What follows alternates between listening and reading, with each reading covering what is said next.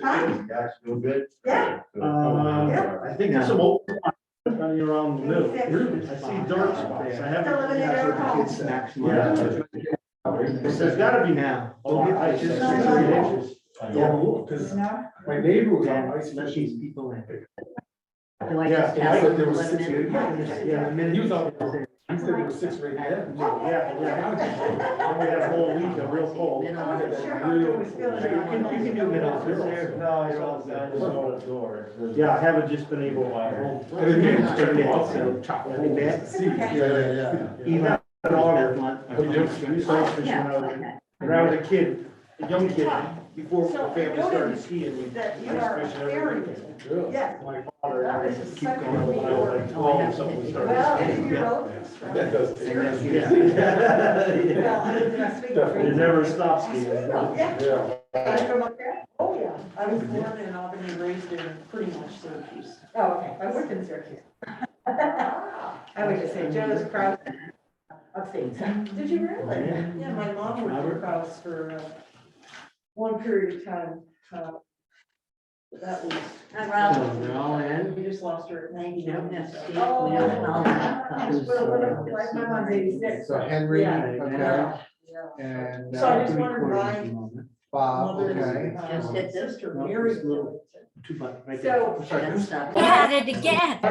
Recording. Well, like I You're said, good. my mom had it and I read Okay. You got Hello. All right, welcome, everybody. I was, we're gonna call a meeting to order at 7:08. So thank you, everybody, for coming. I'd like to just welcome our audience of citizens, Noreen and Michael, Noreen Farrington and Michael Scalise, okay. Welcome, thank you for coming. We do have a special guest tonight, Min Wang. Hello, Min. Hung. Min Hung. Hello, Min. He's been with us. Hello, man. You're He's on on mute. mute. You're on mute. Good evening. How are you folks? Well, how are you? It's been a year. Yeah. Doing well, thanks. Been a long day, but we're still trucking. That's it, excellent. So, out of,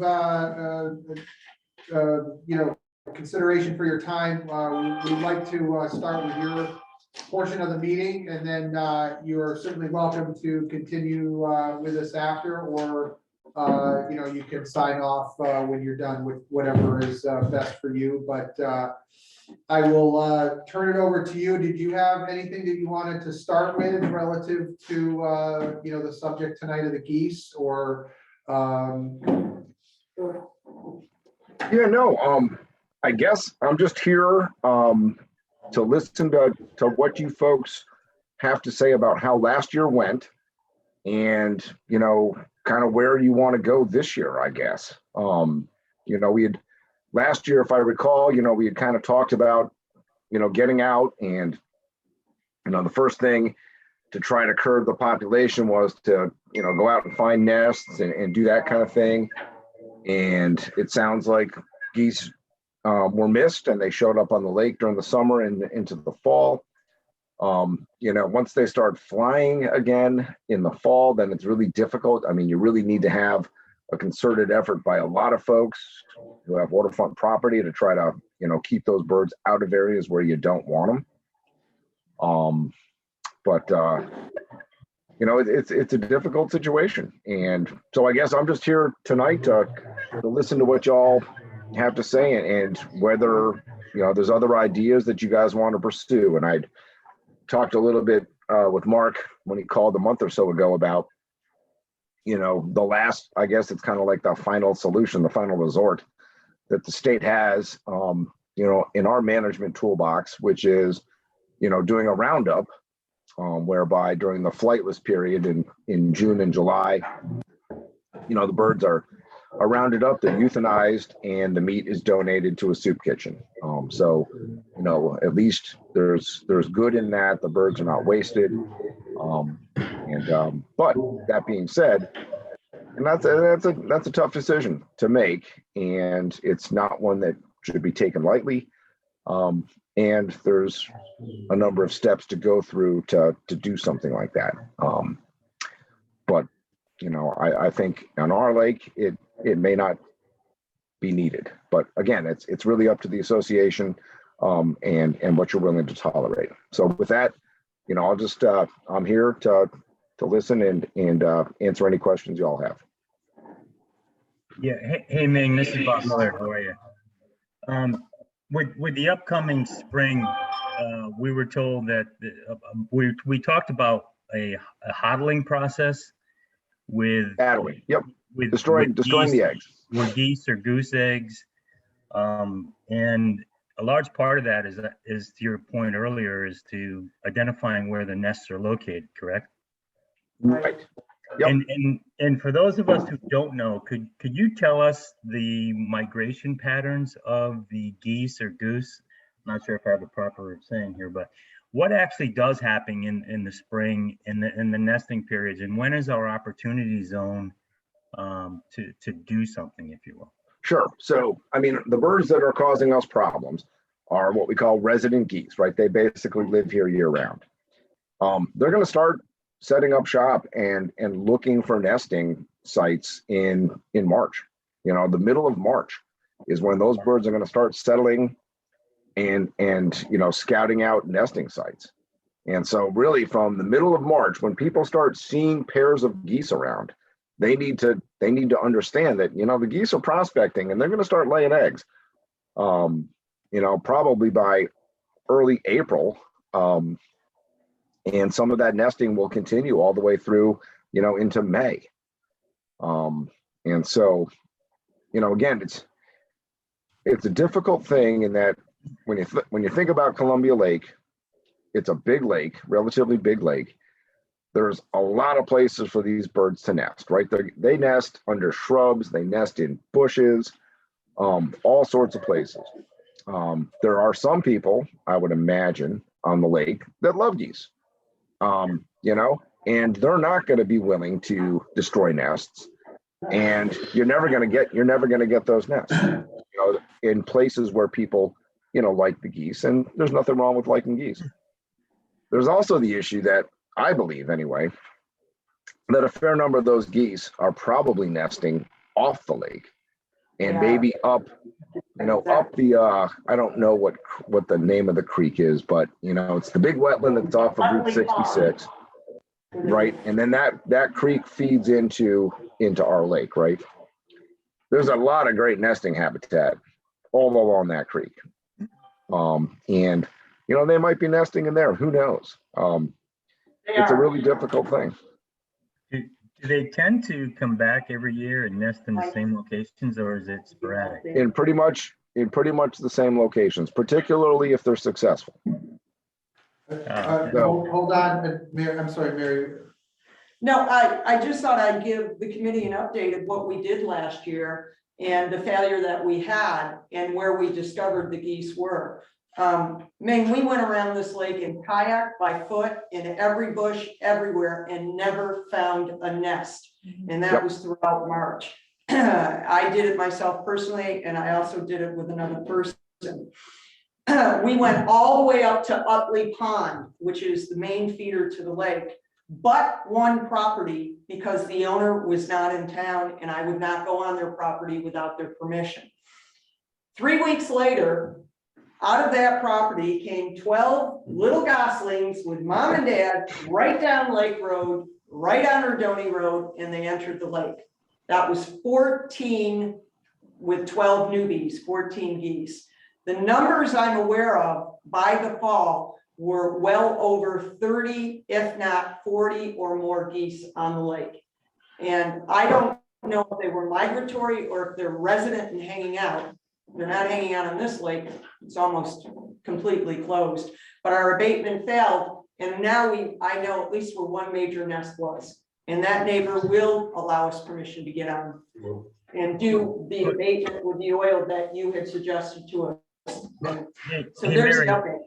Mary, when you say your abatement failed, what do you mean by that? What were the number of people involved that you had where you would call it a failure? I would call it a failure of two people, because I was the one who led the charge. I had the oil ready, I had the ski sticks ready, and we couldn't find the dang things. And literally, we were around this lake 3 times in a kayak and walking off. And whenever my neighbor or a friend of ours on the lake said, they marched right out of so-and-so's property, right down Lake Road. I said, it's the only property we never looked at near Utley Pond.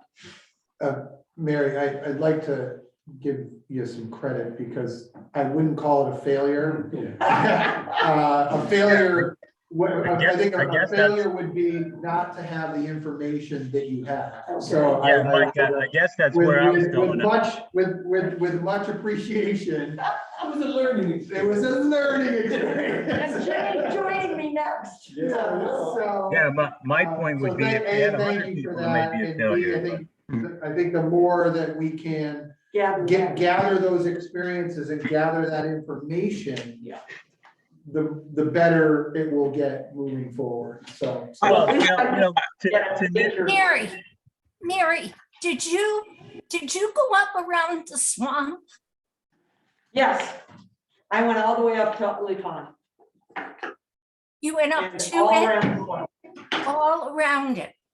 I Yeah. find that hard to believe because the prickers around that pond, man, are this big. You can't get that close to the pond, you're out in the paths. around Yeah, it. I mean, I had boots on to my knees and I got down as close as I could to the shore. I'm Yeah, but you didn't, 99% positive it was on Tuttle's property. Mike Well, Armstrong. yeah. yeah, Yeah, but Mary, did you ask Joshua's Trust? Did I what? Joshua's Trust. Joshua's Trust, did you go up Joshua's Trust? Yeah, I went up Joshua's Trust Trail. Did you ask permission? Oh, my God, no. Hmm. Am I supposed to? Joshua's Trust might have a slightly different take on this. On Well, the abatement? I don't think you need permission to identify a nest. You need permission to No, but you, touch the nest on Joshua's Trust. So I think Good the point. intent was good. I happen to know the president of Joshua's Trust. I'll ask him next time I'm at his home. Yeah, I don't think that's an issue, but hey, Min, can I go back to your comment? Is this, how big of a project would this require to manage 40 geese on a lake and 40 nests potentially?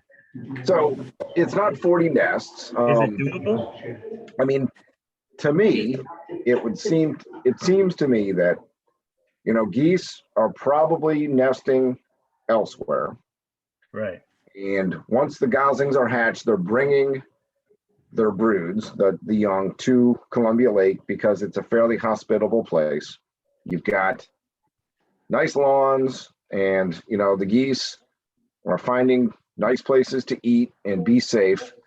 You've got a few people around the lake, well, at least they used to, who feed ducks. And so the geese are taking part in some of that as well.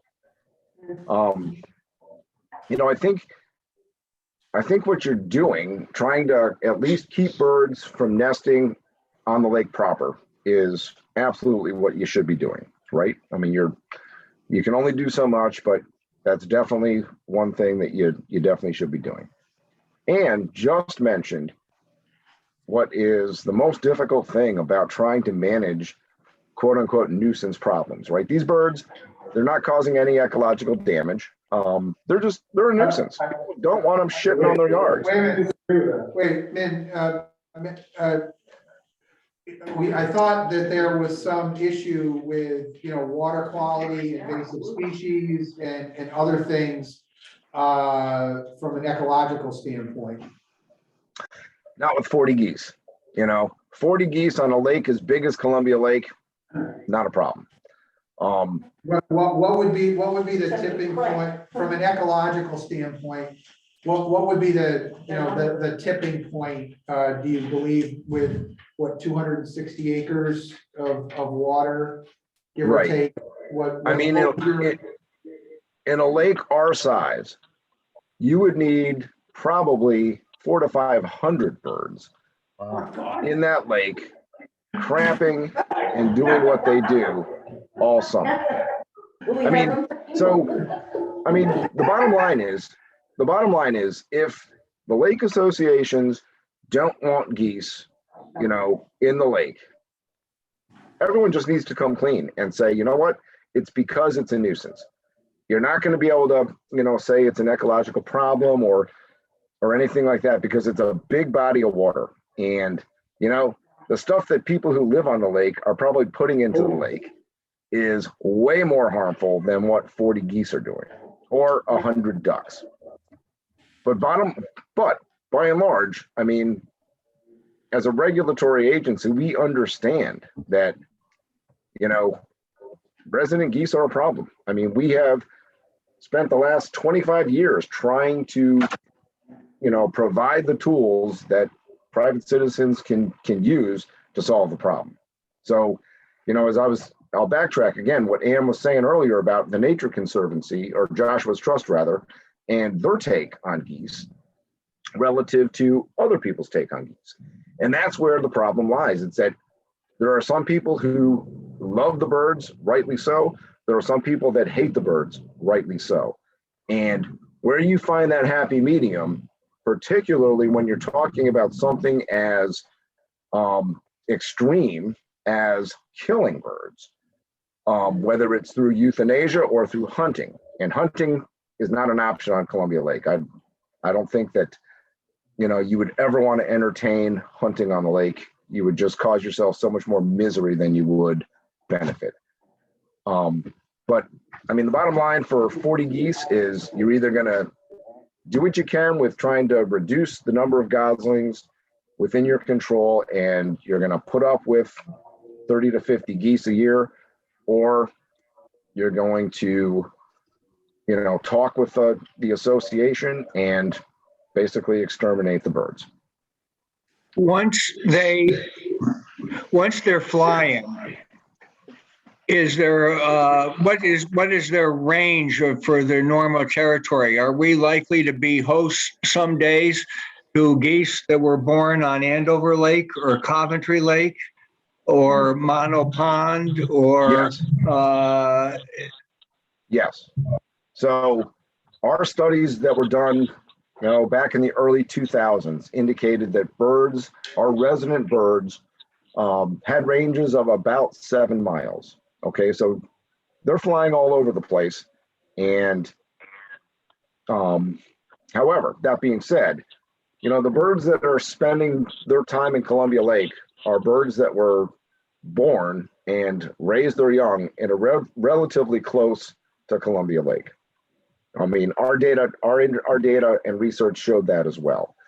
And so again, you've got a population now of whatever it was, 40 last year, that has grown from maybe 20 a few years ago. And so now you're starting to see that these adults are successful. They raise a clutch of, let's say, 7 or 8 birds. 2 years later, those 7 or 8 goslings, if they've survived, are now sexually mature, and they're finding their mates, and they're starting to breed in areas where they grew up, right around Columbia Lake. We've seen this all across the state. And, you know, part of the issue with our town, again, is that there's limited hunting. So, you know, there's some, we still have some farms, but, you know, most of our farms now, you're not hunting. You can't hunt them. Houses, unfortunately, have gone into a bunch of these big open spaces. And so the birds are relatively safe, you know, and so given that, it's either going to be, we're going to tolerate some, and some people are going to be miserable, other people are going to be happy, and others aren't going to care, or you're going to have to make a tough decision and you know, take a bigger step. If we do the roundup, I'm assuming it's a lot easier to do it for 40 birds than it is to do, let's say, in 2 years for 100 birds, or 3 years for 200 birds. Sure. But maybe you could review with us what the permitting requirements are and what the public participation in the decision is and so forth. Sure. So I guess I'll give you just a little background on on this law. This law has been on the books since 2002, so 20 years. In 20 years, we have had 6 entities do this. My agency, the state of Connecticut, has not done this. That's how controversial and a hot potato this is. So on state properties, we have a number of state properties that are overrun with Canada geese. Sherwood Island being one of them, where beautiful, pristine beach, but in the summer, you can't walk 2 feet without hitting a goose turd. We will not do a roundup just because it's very controversial. We've had 3 water companies do roundups. We've had 2 condo associations do roundups, and we've had 1 town do a roundup. So very controversial, but again, if people can't put up with it, with the geese and the problem, then this is a win-win at the expense of the birds. But you know, the meat goes somewhere where it's used, and the problem is pretty much solved for the foreseeable future. The permitting process is that the association would have to get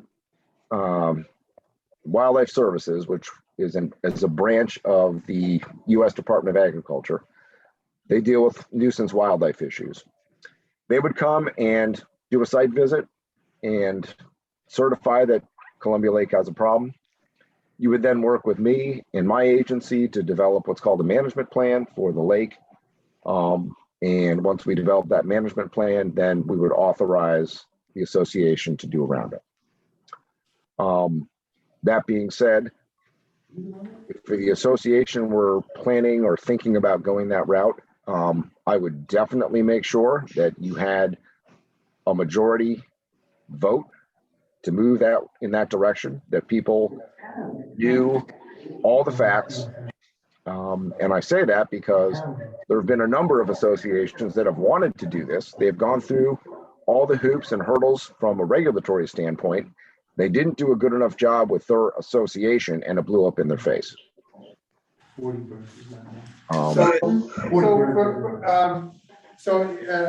just a little bit of question here, and I think it's an important point, is that is it the Columbia Lake Association, or is it the town of Columbia? I know you can answer, but I want everybody to hear it. Is it the town of Columbia that would be applying for this permit? It depends on who owns the lake and where the problems are occurring. So if the town owns the land under the water and Deep owns the water, or governs the water, or has governance over the water, is that, what's the word I'm looking for? Yeah, I think the word was. And the lake association. And the lake association is an association of property owners that are at the perimeter of the lake. What would be I'm sorry, go ahead. So the roundup, though, is going to occur on somebody's property, whether it's on association property or on the town beach. We'll invite them all. So, yeah, but who would take the lead? So would, because there's 2 questions. I mean, I guess whether it's the Columbia Lake Association that applies for the permit, or Yes. or it's the town of Columbia, or both. No, Well, so I don't want to cloud this. I want to do Yeah. I want to do an or at this point. Yeah. It's one or the other. right, and Is wait a minute, is just one, I want to finish the question. Is there a requirement within the USDA Wildlife Services that there needs to be a certain vote or approval from this entity that this can be done? Percentage. And the U.S. Department of Agriculture Wildlife Services, all they're doing is certifying that there's a problem. And the reason why they're doing that is that our agency, in order to allow people to do roundups, are requiring that.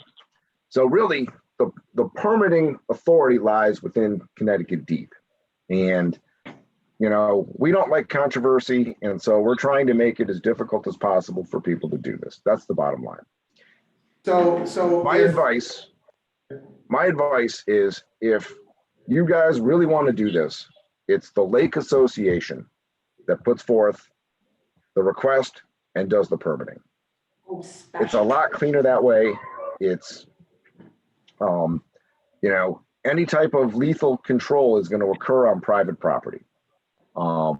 You certainly don't want to be killing geese, or even herding up geese on the public, on the town beach. I mean, that's, you're just asking for real problems.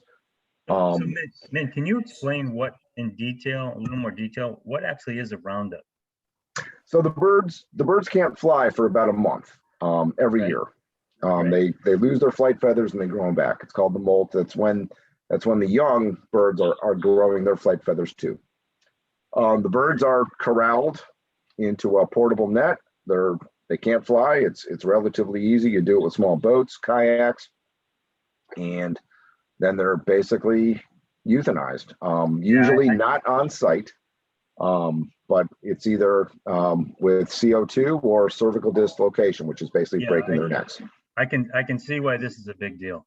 I totally agree with you. So let me, So what's the threshold of a nuisance that the state wants to approve? That's an awesome question, and we don't have, metrics. Formula. We don't have metrics for that because, again, it's difficult to quantify. We've done a bunch of research on this, and what one person says are too many geese, another person says a totally different number. You can't put a number on that value system. I mean, so who actually does the roundup? So you can either contract with Wildlife Services, the federal agency, or we also have 15 or so nuisance wildlife control officers across the state that we have certified them to do goose roundups. We actually put them through training to make sure that if they're doing this, that it's done professionally and as well as can be done. And so, again, I don't know what the current cost range is for these types of operations. I will tell you that Wildlife Services, the federal agency, they charge for their time. So it's their salary time and mileage for when they're doing the job.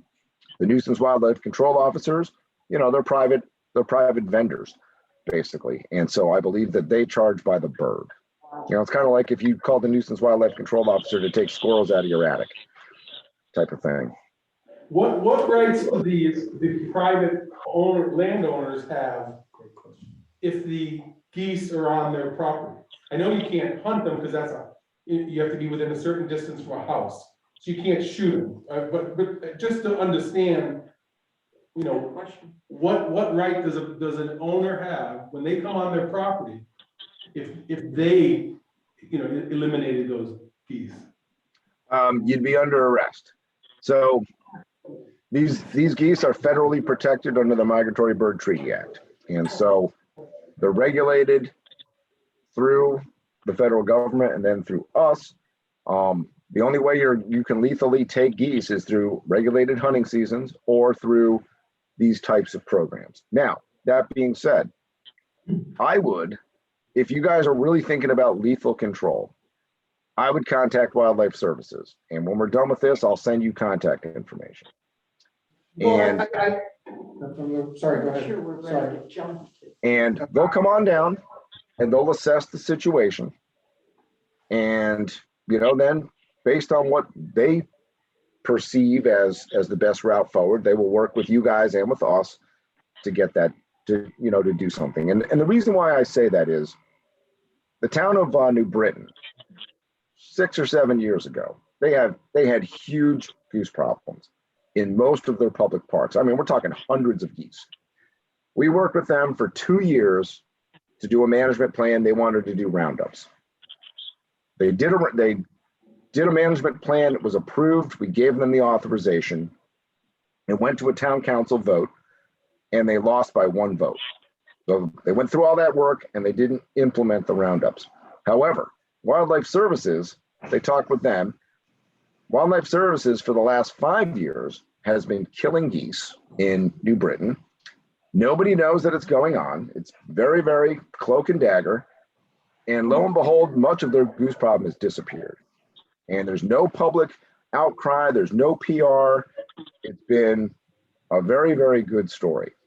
Now, that being said, maybe at Columbia Lake, the best thing is to just do a roundup and get it over with and do it at a time when not many people are going to be around and know what's going on. Or maybe Wildlife Services can come in and, you know, with the methods they use, just reduce the population where nobody really notices that the geese are disappearing. You know, again, and that's if you guys really have decided that you want to use lethal means.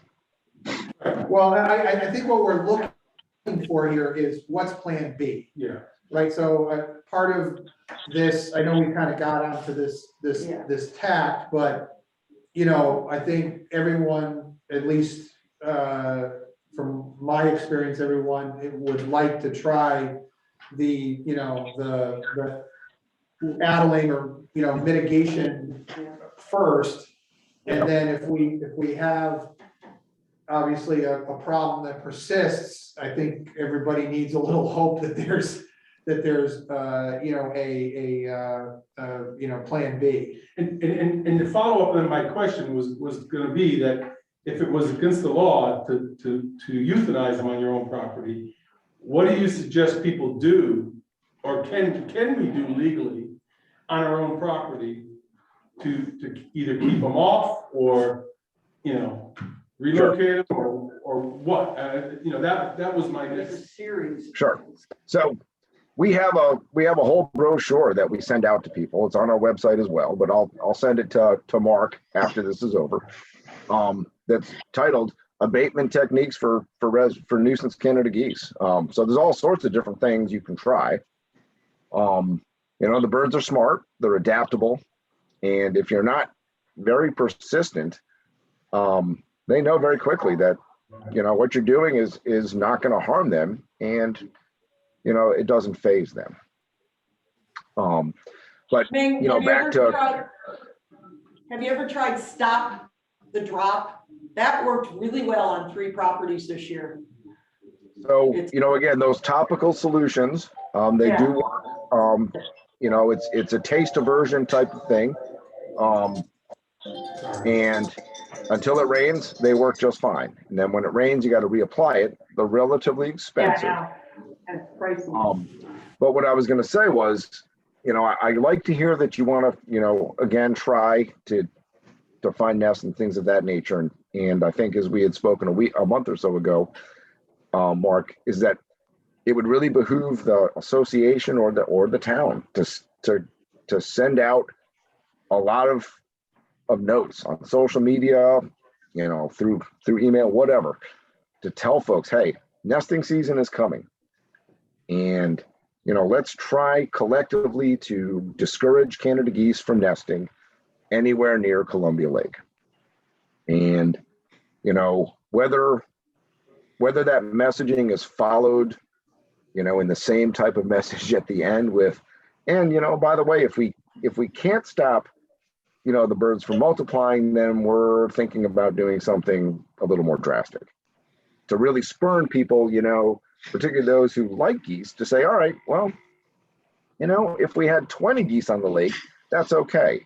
But if it gets to 40 or 50, then we're going to have none, you know, type of thing. Because again, I think that hopefully, you know, if there were 10 or 15 geese on the lake, hey, that's great. Geese are cool. They're cute. But you got 40, that's way too many. Min, when you say discourage When you say discourage nesting, are you meaning addling the eggs, or are you meaning just doing something else? Destroying the net, destroying the eggs to make sure that goslings don't hatch. Yep. Meg, is there any sterilization programs for geese? No. Okay. Shotgun. I heard that a golf course put oral contraceptives in the feed of the geese. Did that work? Someone You know, suggested. all these things that talk about contraceptives for wild animals. As a professional, I can't even put it in words. All right. Hey, Min, is there a more detailed process described on how to addle an egg? Yeah. It's pretty simple. So, you know, what you're doing with addling or oiling eggs is trying to break the membrane between the yolk and the white, basically. So if you're shaking them, you're destroying that egg because you're breaking that barrier. If you oil the eggs, you suffocate the eggs because the shell is actually permeable and air is transferring back and forth, gases are. And so if you oil them, you suffocate them. If you shake them, then you're just killing the embryo right there. And the parents of the eggs will come back even with the oiled or addled? Yes. So that's kind of the beauty, if you can call it the beauty of addling them, or oiling or putting a small hole in them, is that, you know, the geese will continue to incubate those eggs. And then after a while, when they don't hatch, they kind of go, what happened? If you break the eggs, particularly if it's early in incubation. So these geese, it takes 28 days or so for those eggs to hatch once they're laid. If the eggs are destroyed, physically destroyed, then the geese know those eggs are unviable. And if it's early enough in the nesting period, they're going to re-nest. And so you really haven't done yourself any good. So that's why addling or oiling is the best way to go. Okay, that's good to know, because it's the first I've heard of oiling the eggs. This is I've heard. Spray bottles. And if you find a nest with no eggs in it or one egg in it, what is your time frame to have to observe the nest to know that you've got, you're addling them all and it's not too late? What if you come on a nest that already has 7 eggs in it and it could be at day 15? Is that too late to try to oil them or whatever? No, not at all. Not at all. So that's a very good point, in that, geese, the average clutch size for Canada geese is about 7 to 8. They lay an egg a day, basically. So if you come upon her nest with 4 eggs, chances are she's not done laying yet. Come back in a couple weeks and see how many eggs are there. And then once you've got 7 or 8, 9, 10 eggs in there, then you know that by and large she's done laying and she's just sitting on those eggs and they're starting to incubate. And that's when, just shake them, oil them, or what we used to do is, just take a small finishing nail, basically, inch and a half finishing nail, drive it into just a little, square inch piece of wood and just boom, boom, boom, boom. Put a little hole in all the eggs. Don't smash the eggs, but a little hole in each of those eggs is gonna make them unviable as well. And she won't notice it. She'll keep turning and incubating those eggs. It might save your forearm a little bit, If you had also said last year, I think, that one of the telltale signs of a nesting area is that they'll take turns sitting on the nest and there'll be one that's in the water 100 feet offshore squawking or something like that. We were looking for that. We didn't happen to find any. So that may suggest we didn't have the nests right on the lake. Right. Yeah. Again, given the properties on the lake, there's certainly some where they might be nesting, but by and large, maybe they're not. I mean, I'm thinking about the camp, right on the far side, off our Donny side. There's a lot of woods there, where, you might get a pair or two. Perhaps. How far back from the edge of the lake are they likely to find a nesting spot? I mean, geese will nest anywhere. I mean, we've got geese that nest in the state on rooftops, in parking lots of, corporate centers. They're very adaptable. They will nest anywhere. As long as there's water within half a mile or so where they can leave their young after they hatch, they'll nest anywhere. But they must have to have a certain area to land in. So if it's a wooded area, they were going to walk from the edge of the lake, I would assume, or something like that. Correct. Yep. Man, what role do coyotes play in taking geese? Yeah, so coyotes and fox will certainly depredate a nest.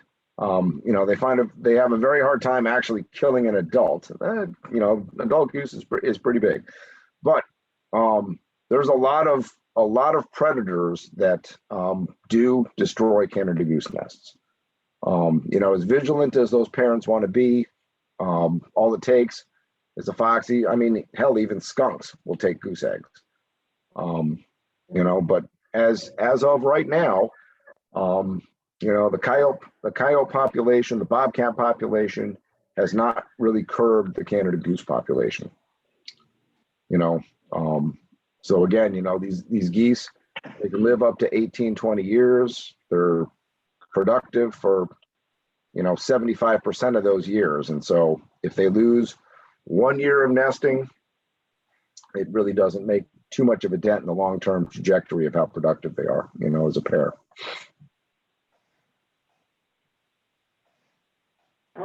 So it's really an annual. Got to find those eggs next year. Yeah, I mean, but it's not just next year.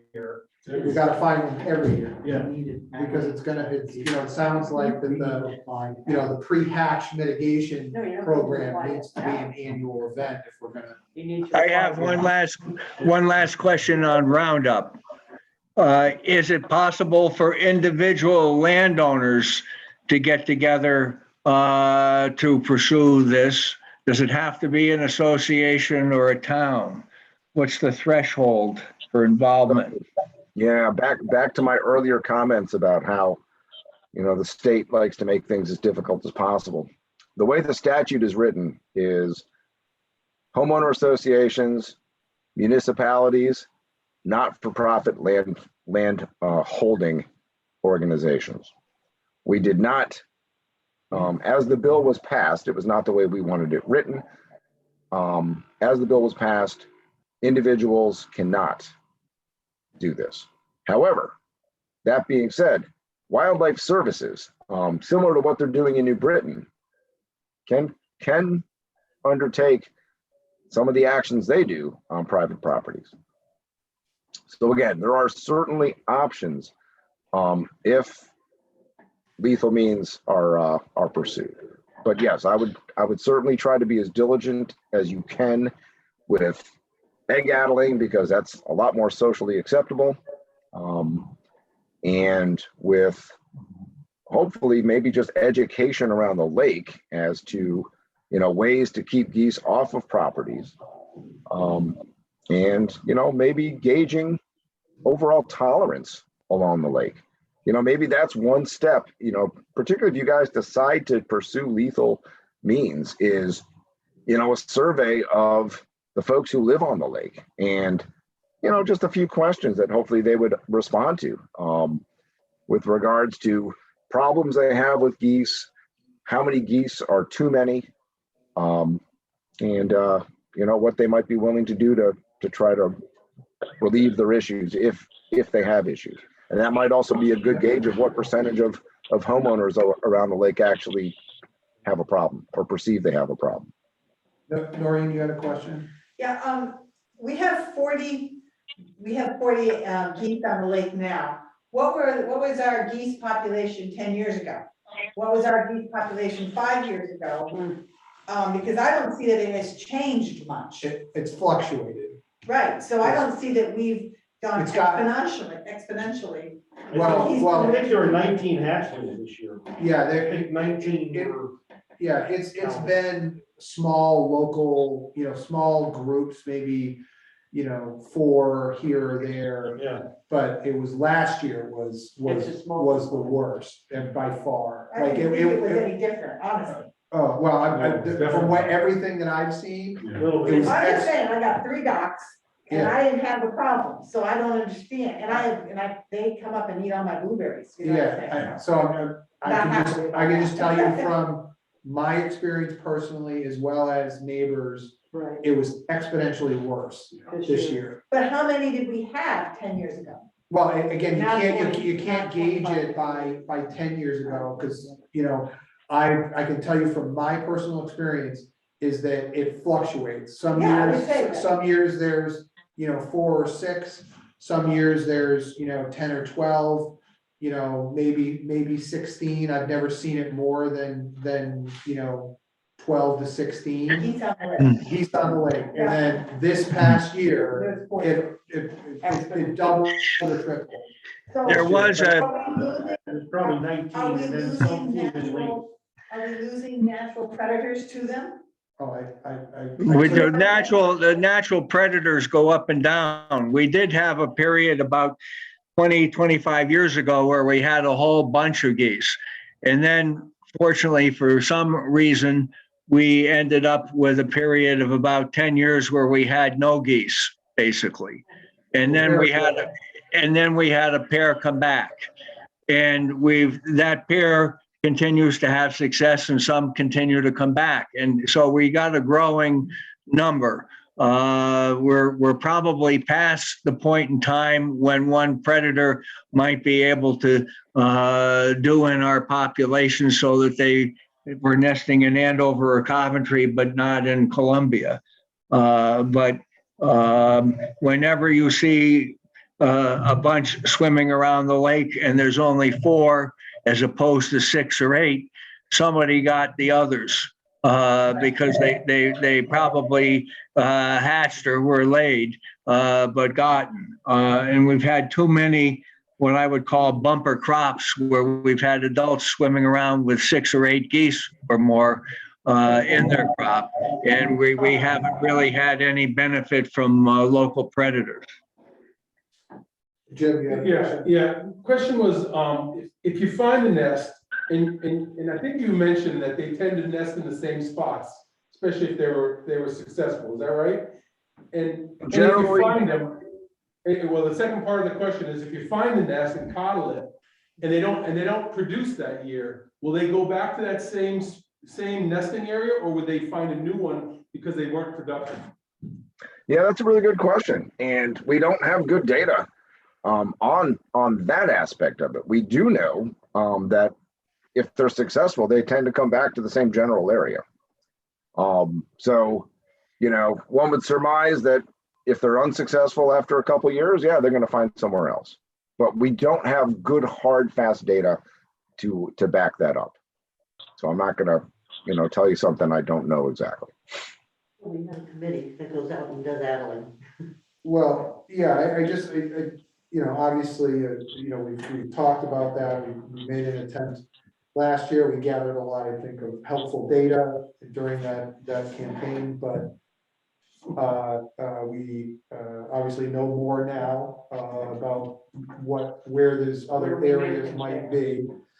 And, they may be coming back to, I guess my point here is that the pre-hatch mitigation program, just so people aren't disappointed, is that at least from what I can tell, and maybe you can just confirm this, but that needs to be, will that need to be an annual program or an annual campaign to keep the geese away? Yes. Again, they're fairly long-lived, and missing 1 year in the grand scheme of things isn't a huge thing for them. So areas that have been successful with addling programs, Messaging up front is really important, and finding people that, have no problem doing it. I mean, it's a decent time of year. It's spring. You've been inside a lot during the winter, and it's nice to be out. And it's a nice walk potentially. So, you find a few people who are willing to do that. And if the word gets out to homeowners, then it's easy for a homeowner just to check their property, right? Once a week and make sure there's no geese nesting on it. And then it's the other areas where you got to have somebody who might want to be tromping through the woods and the brush to find geese.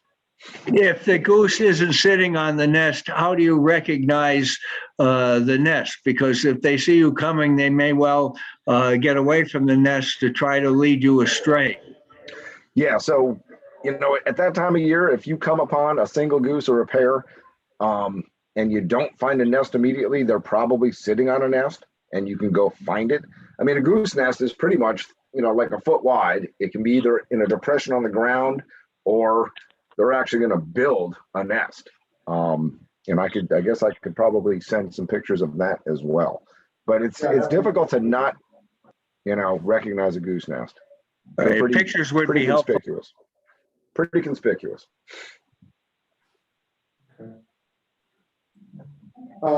Great. Does anybody else have any other questions? Thank you as always.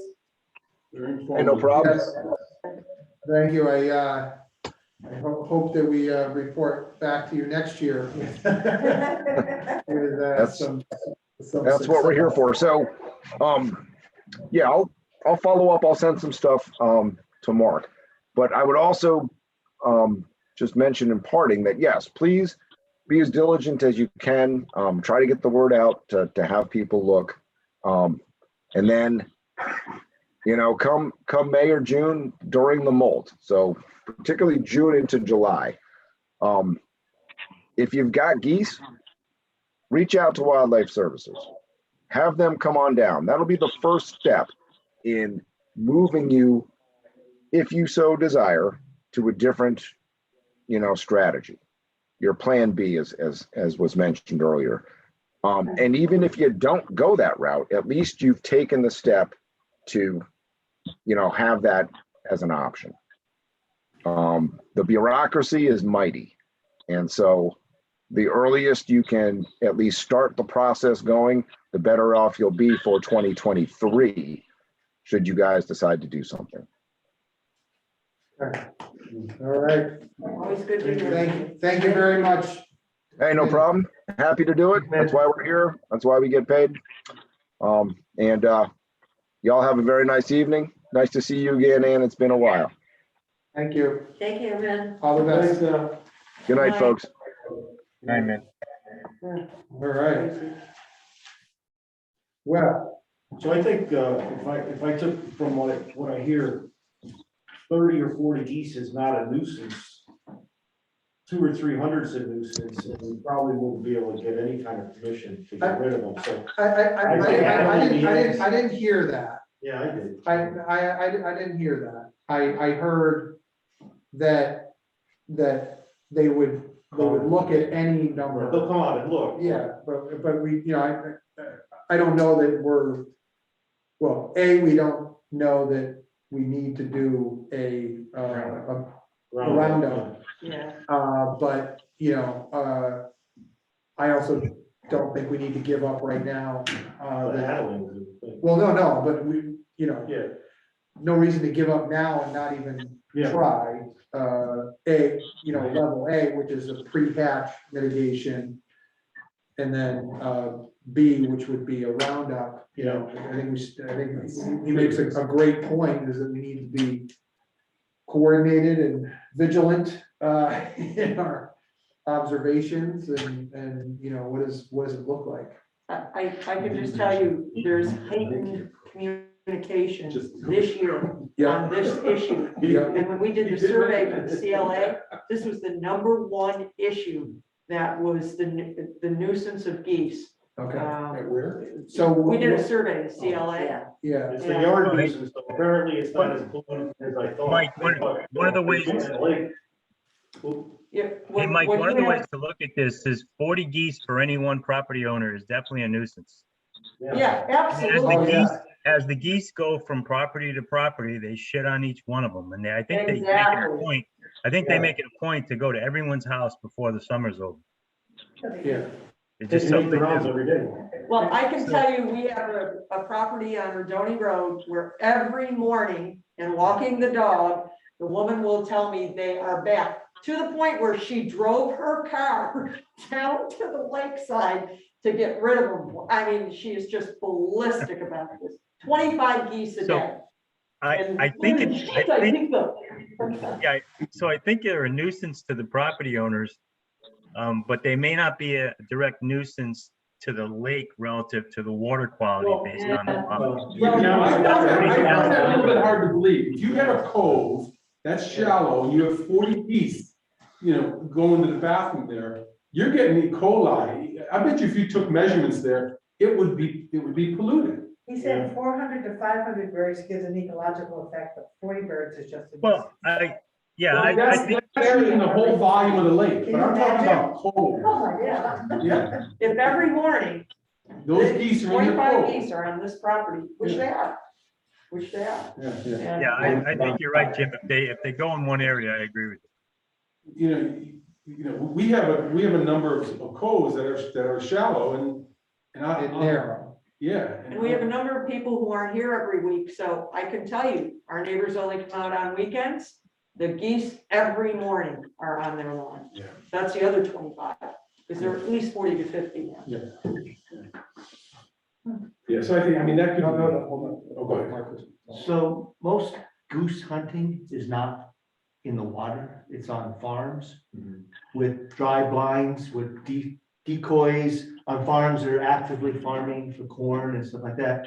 And what the hunters do is they go to the private land farm owner and either they pay him for a lease to hunt his farm, or the farmer is happy to have the goose population reduced.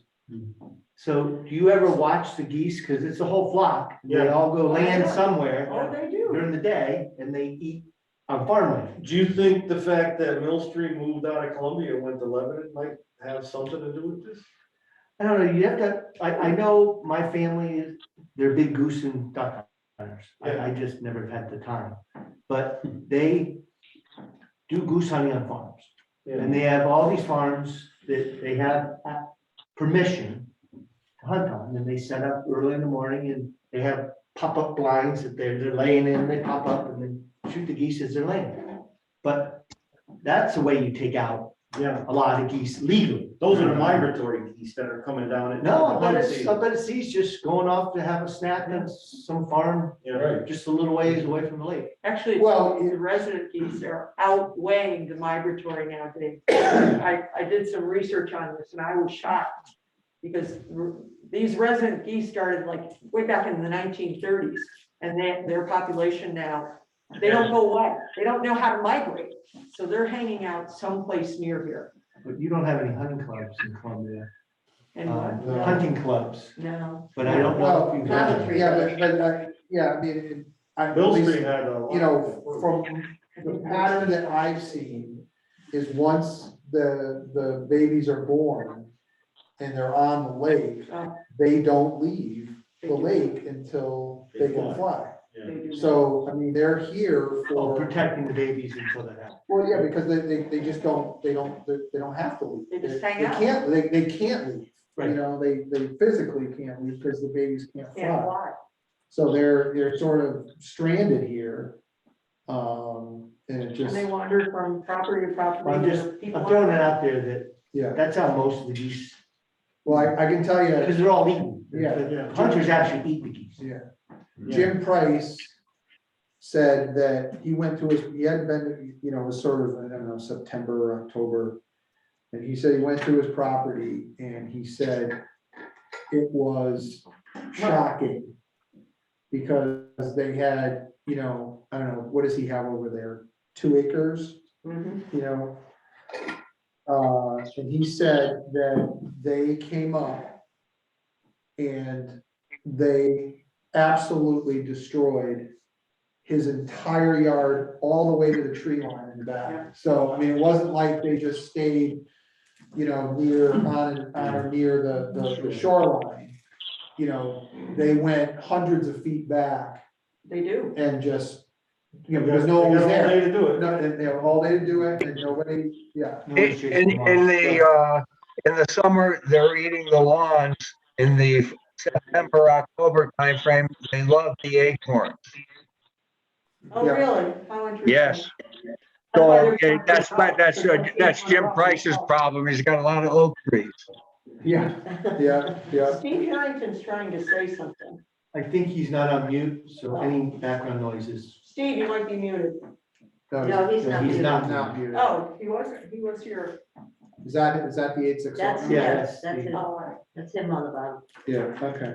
Okay, Okay. all right, well, that was, very helpful, and, just to clarify, the subcommittee, who's going to, take the lead on, pre-hatch mitigation? Is there a subcommittee on that? Well, I don't know if it was a subcommittee, it was an N of one, and Jimmy was supposed to help me, so I know he'll do it this year. I will absolutely do. Okay, all right, so we're not gonna make it a part of LMAC, it'll just be a citizens group, It's a Nike, just do it. just do it, okay. Just make phone calls to everybody and just say, hey, you want to go out this weekend? Yeah, so I guess the question is, does, you know, and this is informally, does CLA, you know, or is there a way to round up support from CLA? We'll take it under advisement at the board and Fair enough. figure something out. Right, Henry?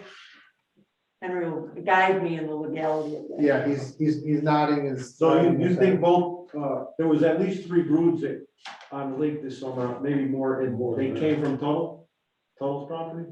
I'm sorry, there was at least, How many? There was at least 3 or 4 broods. I mean, there was like a group Oh, of yes. 7 or 8. And I then know one- what you mean. One only had one. the ones that came out of Mike Armstrong's driveway and down Lake Road Yeah. had 12 Well, yeah. gas. Yeah. Well, Yeah. and he took, Gary King saw. Yeah. He was on his bike and he took pictures. And I was just like, are you kidding me? Right down Lake Road, hang left on her Jody, right into the stream. That's when nothing's gonna happen. Everybody, they're so cute at that. You know? Yeah. You ever did Eagles. something to one of those? Oh my God. The Eagles don't seem to go after the goss. Yeah, how come the Eagles don't do it? I don't know why. They like ducks. Turtles, They go get after ducks. it. Turtles get it. Yeah, turtles bring it back. Yeah. Does anyone know, this is a question, the seagulls, does anyone have any problems with the seagulls? They just come in like the beginning of August, right? August 1st, like their days, Yeah. and they're here. I don't They're know why. annoying also. I didn't know what the limit was on those. Just the people mooring their boats up. Yeah, that's the bad. Oh, they're very annoying. That seems to be worse than the geese. Yeah. If you have a boat in the morning, oh my God. Only on them. I've never seen them on land. No. Okay. I didn't know what they did to our lake. No, I don't You know, think, I don't think designating so. fish. I think it's in your area where all the mornings are. Yeah. No, I just meant they eat, you know, you get a flock of 100 seagulls out there. Wow. I don't know what they eat. I Easily. mean, they're here a long time. They So- sure do. They show up like Okay. one day. I know No, I'm there's no just curious. seagulls and then. All right, Okay. we're gonna move on, yeah, so it's already 8:10, so we wanna try to Oh my goodness. move things along here. So, thank you both, for your interest, in Helmac. We're certainly, very, open, welcoming to new members. Would you like to, introduce yourself and talk about your interest in the lake and, you know, please, feel free to say more. Again, Mike Scalise, and I've been in Columbia for about 12 years now. Moved here on Hennepin Road for about 10 years. And then just recently, about a year and a couple months, moved to the lake. I've always had, since I've been here, we've always used the lake. You know, it's been, you know, part of our lives just coming out here and being so close to it on Hennepin Road. We wheel our kayaks down to the lake. I moored a boat, that's why I know about the seagulls. I moored my boat here for quite a few years. So I've always had an interest in the lake. I've retired I retired in 2019, from Pratt & Whitney. I worked there for 48 years. I've got 2 girls. They're grown and off on their way. One is in Maine. One is in North Carolina, and 5 grandkids.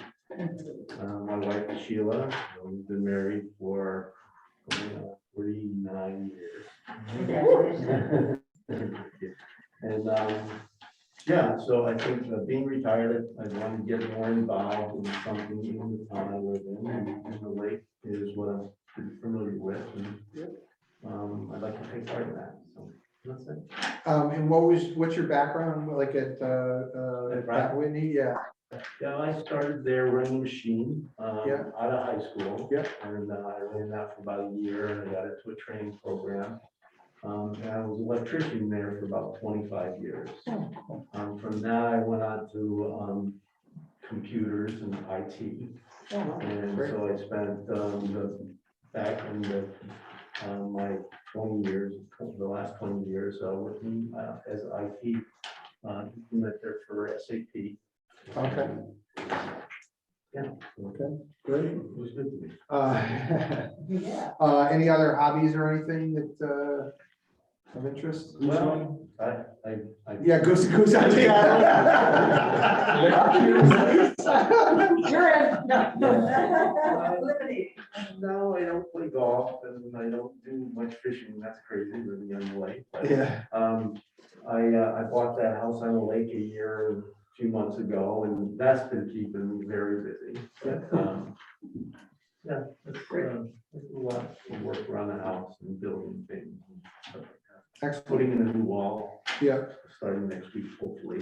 Yeah. Are there any specific areas of LMAC that you would be, interested in? I mean, there's, things like water quality, access and safety, permits, and is there anything specific? And I know you're just Yeah. getting to know. So putting in the wall, I got a little bit familiar with, going through some of that, taking Yeah. out permits for moorings and things Yeah. like that. And I guess that's the kind of thing that I would want to get involved in. Great. Yeah. Excellent, thank you. Noreen? Hi, folks. Hi. My name's Noreen Farrington. My family's been in town for about 100 years. We go back a ways. I lived all over the United States. My husband was in the military. So we lived, I think I moved in our 40 years of marriage, 30 or 40 times sometimes. Wow. But I'm widowed and I retired in 2019. And since I retired, I traveled a lot, but my home has always been here, so here in the lake. My father was actually on this committee and Ooh, legacy. yeah. Wow, all right. He was on this committee probably back in the 60s, in the 70s, and the 80s, somewhere there. And he would be some of the shoulders we stand on. In Newford. It was Tink Newford. Okay. And my family all lives on the lake. So my passion is to keep it a clean, so you were talking about different things. Yeah. Water quality is Water quality. really imperative to me, to keep it Great. a pristine lake. Yep. And I have to say, thank you for all of what you've all been doing all these years that I have just been living on the lake. You know what I'm saying? I have not contributed back to my town in years, Yeah. because I haven't lived here, but Yeah. we've been here. Yeah. And, but I really done a nice job. So I really want to thank you for all your years of commitment. Well, thank you, but I think, again, I say, to that, and thank you for that, but really, things like, your family and all of the many members of this committee before us really, handed us a much easier path than they had when they, started with this committee and, overcame some of this very significant challenges with water quality and Oh, yeah. things like that. So, Yeah. but thank you for that. But we accept it humbly and with great gratitude for those that came before us. Well, I didn't mean that. Again, I said I'm retired. I was a registered nurse. And, gosh, 9 grandchildren.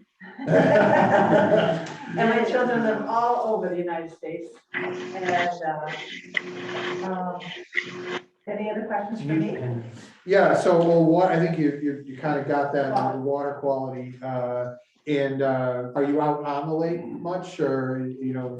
Yeah, I have, I think 7 or 8 kayaks and canoes. Yeah. I sold all my boats. I only have one little dory left. Oh, excellent. I sold all my boats. I sold my jet ski. But that doesn't mean that I don't love the water. I swim Oh, yeah. and I do all of that. Yeah. I just didn't want to, my boats stay just on the lake. Yeah. They've never been any other Yeah, body of yeah. water. Well, before we all knew what, before there was really education to the public, I knew that it would be dangerous. So, Yeah, yeah, some ways on, and I live right on the lake too. So. great. Well, that's Yeah. that's Can I say wonderful. one more thing? Yeah. This past, once the water came down this year, I found, and I think I talked to you about that. There were 2 radiators in the water and that were just rusted and gummy and terrible. They were boat anchors. And I think they've been used for moorings Yeah. at some Yeah. point. Sure they but- were. Yeah, I have one in my yard too. Oh, right, yeah, and that's kind of thing that, you know, irritates me, and people putting things in the lake that don't belong in the lake. So, and that again was something else that, you know, maybe want to come out and try to do something. Yeah, there's a lot of. There's something about actually, the iron in the lake isn't bad for the lake. Oh, really? Yeah. Because it absorbs Well, there, phosphorus. you know, a lot of mushroom type moorings are actually cast iron themselves. Yeah, So and those engine blocks and radiators, actually. when as long as they're that clean, black- as long as they're that- clean. That black you see on them is actually, Oh, really? Yeah. Oh, as weird as that may seem. Yeah. Well, great. Thank you for your interest. So. Yeah, very much interest. So, if, you know, we're gonna, continue with the meeting. We're not dumping blocks. And Yeah, then, don't promote it. Yeah, don't promote jumping. so, That's not exactly what I meant. yeah. Thank you for that, Warren. No, Yeah. Is a motion required? Well, yeah, so what I'd like to propose is that, you know, you stay with us for the meeting. And then just before the meeting ends, we'll ask you, if you'd mind leaving so that we could, discuss your membership. And then we'll give you a notice, so. Just kind of part of the process, you know, so. Okay, cool. So we're gonna, thank you again and, we'll run through our meeting agenda pretty quickly. Dan, water level, let's, So Beth is on, and Hi, Lunt is Beth Lunt, Okay. our public works director. Beth, you wanna, Where are hello, we? Beth? And this is what she put together Does this today. mean Yeah. we're at Yeah. minus 311? Yes, Yeah, minus 311. Yeah. Hi, Beth. you wanna find you, Oh, Beth is angry. oh, there she is, there she She's is. unmuted. Okay. So Mike, everyone, if you find this, Beth put together rain level, amount of rain that we've gotten over the last 5 months. Yep. And on the other side, we pull progress from when we closed the lake gate in September 2020, September 20, 2021. And then every time we opened it or closed it and what the lake level was. Yeah, so currently we're at minus 3 feet, 11 inches, which is probably high versus the guidelines. The guideline is we're supposed to be between 4 feet and 3.6. Oh, After January, let me just look. Yeah, we're at extension. That's because it's February. No, we're. No, I think we're supposed to be at 4.6. We have the ability to go lower if the ice condition is allowing it, and it isn't. Okay, Right. hold on. Here it is. Yeah, We used to hold it at minus 5 until 2 years ago. Okay. So, 2018. all right, yeah, It's one right here, guys, Okay. we have after January 1st, depending on varying ice conditions and extended climatic forecast, the lake filling process may begin. At such time, the lake may be allowed to rise to 3'6" to 4 below, BWL until all ice is essentially gone. Right, We're right. but we have an ice issue now. Well, Yes. it's not an issue, it's ice. Well, That's my We have, problem. we have ice on the lake. It's always have ice on Lake Eugene. Exactly. So here's. what- No, I'm sorry, we don't always have ice on the lake, and that's why we In a modified. few years, we didn't have like. A few But the years. majority. Wait, Henry's talking. Henry, go ahead, Yeah. please. Yeah, I led this when we modified those regulations, and so I can give a little color to it. But we modified the regulations because we were routinely not letting water come back into the lake, even when we didn't have ice on it. And we decided we needed to have more flexibility, and we built more flexibility in. And it would have been appropriate if in the first 2 weeks of January, we had a lot of rain and we still didn't have ice on the lake to let it go back to 3.6. But once we have 6 inches of ice on the lake, we have to be cognizant of that fact and honor the 4'6" level that we need to protect docks. But we did that last year, and we were down 1'9" at Memorial Day. Did we? Last year, 4'6" we held all winter.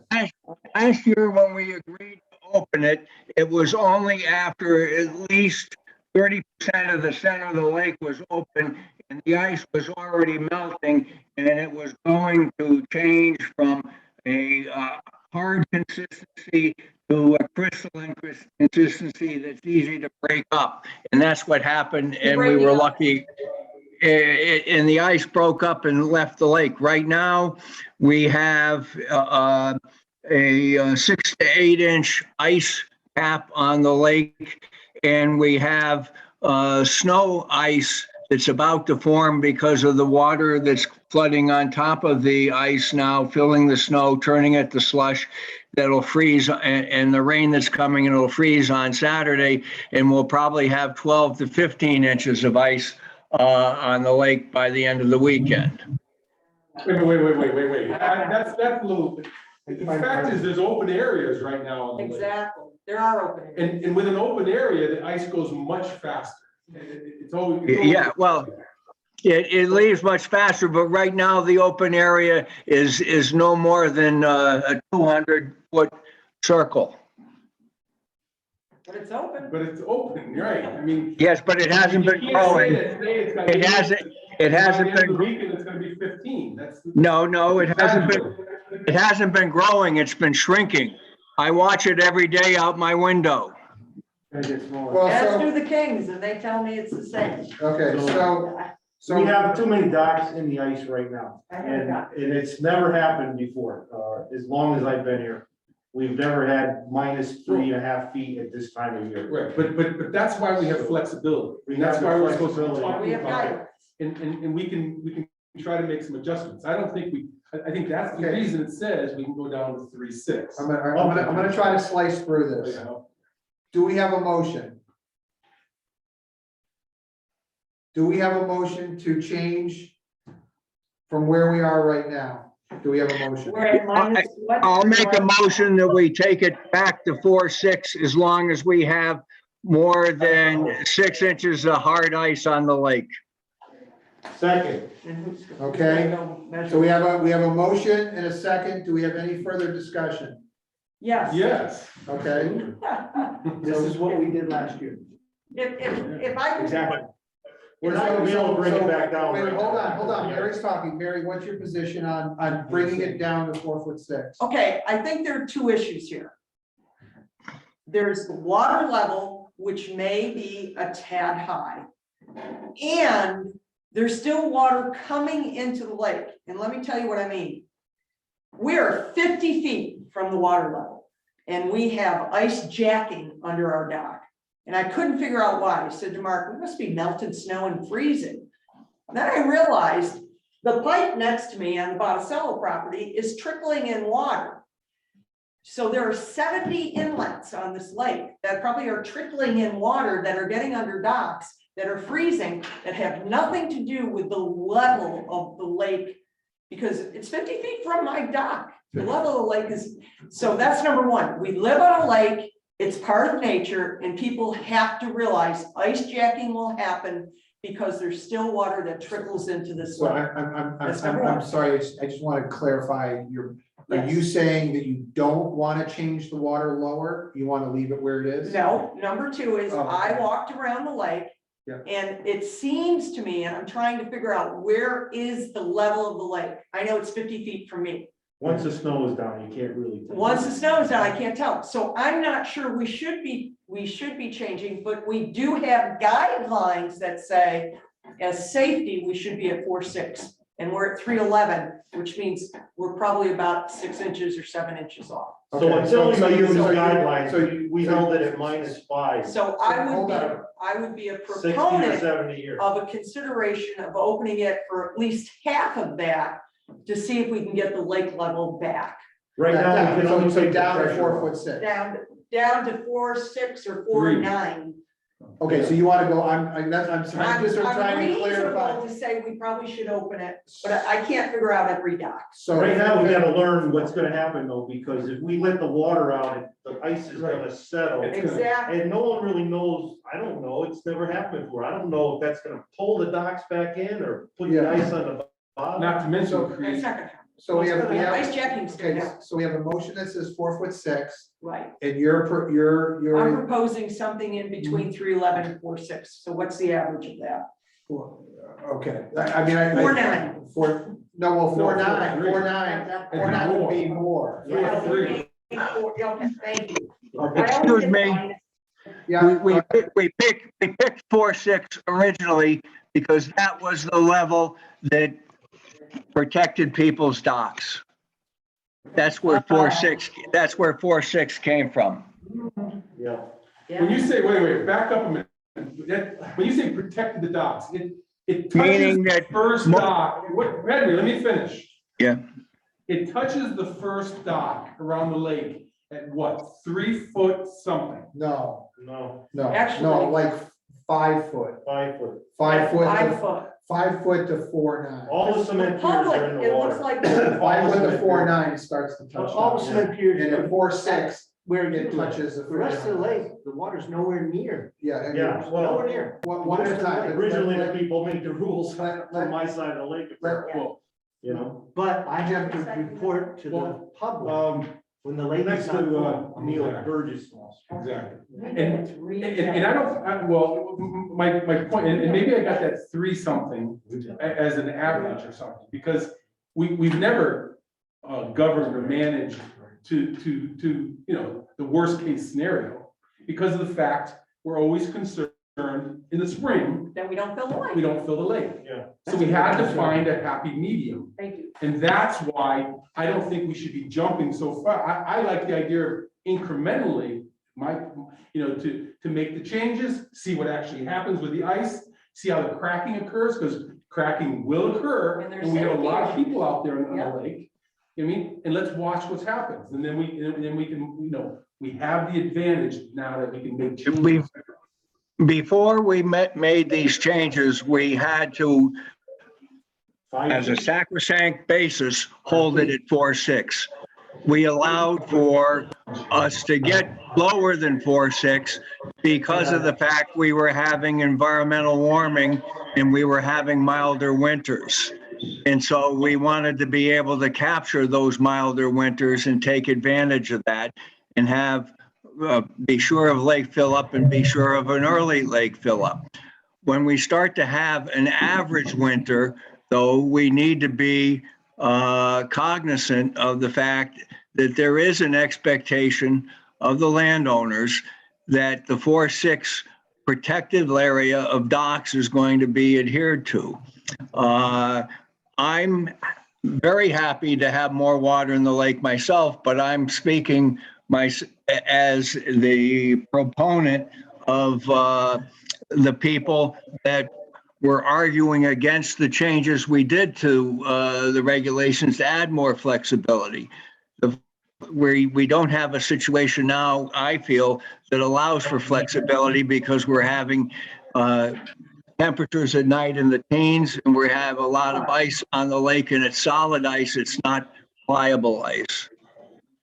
So as I, please help me understand if I remember this accurately. The previous regulation was -5. We would go down to -6 and let it come back up to To 5 and go leave it 5.5 to 5. and keep Five, it there. 5.5 to 5. That was Until, And, well, wait a minute, let me until there was finish, no let me ice finish. and then we let And let it then, go. thank you. So my memory was fairly, Yeah. because I remember at about 5 feet, Yeah, the ice was getting close to my dock. The right. 5 feet was sort of the magic number. So what we did is, due to issues with filling in the spring, Yeah, is we changed that 5 feet 4.5. to 4.5. 3.5, well, no, we changed from 5 feet. We went from 5 feet hard or 5 feet, within 5 feet, within inches, to 3'6" to 4 feet. So we raised per the recommendations, we raised the level of the water 6 inches to 18 inches from what it previously used to be.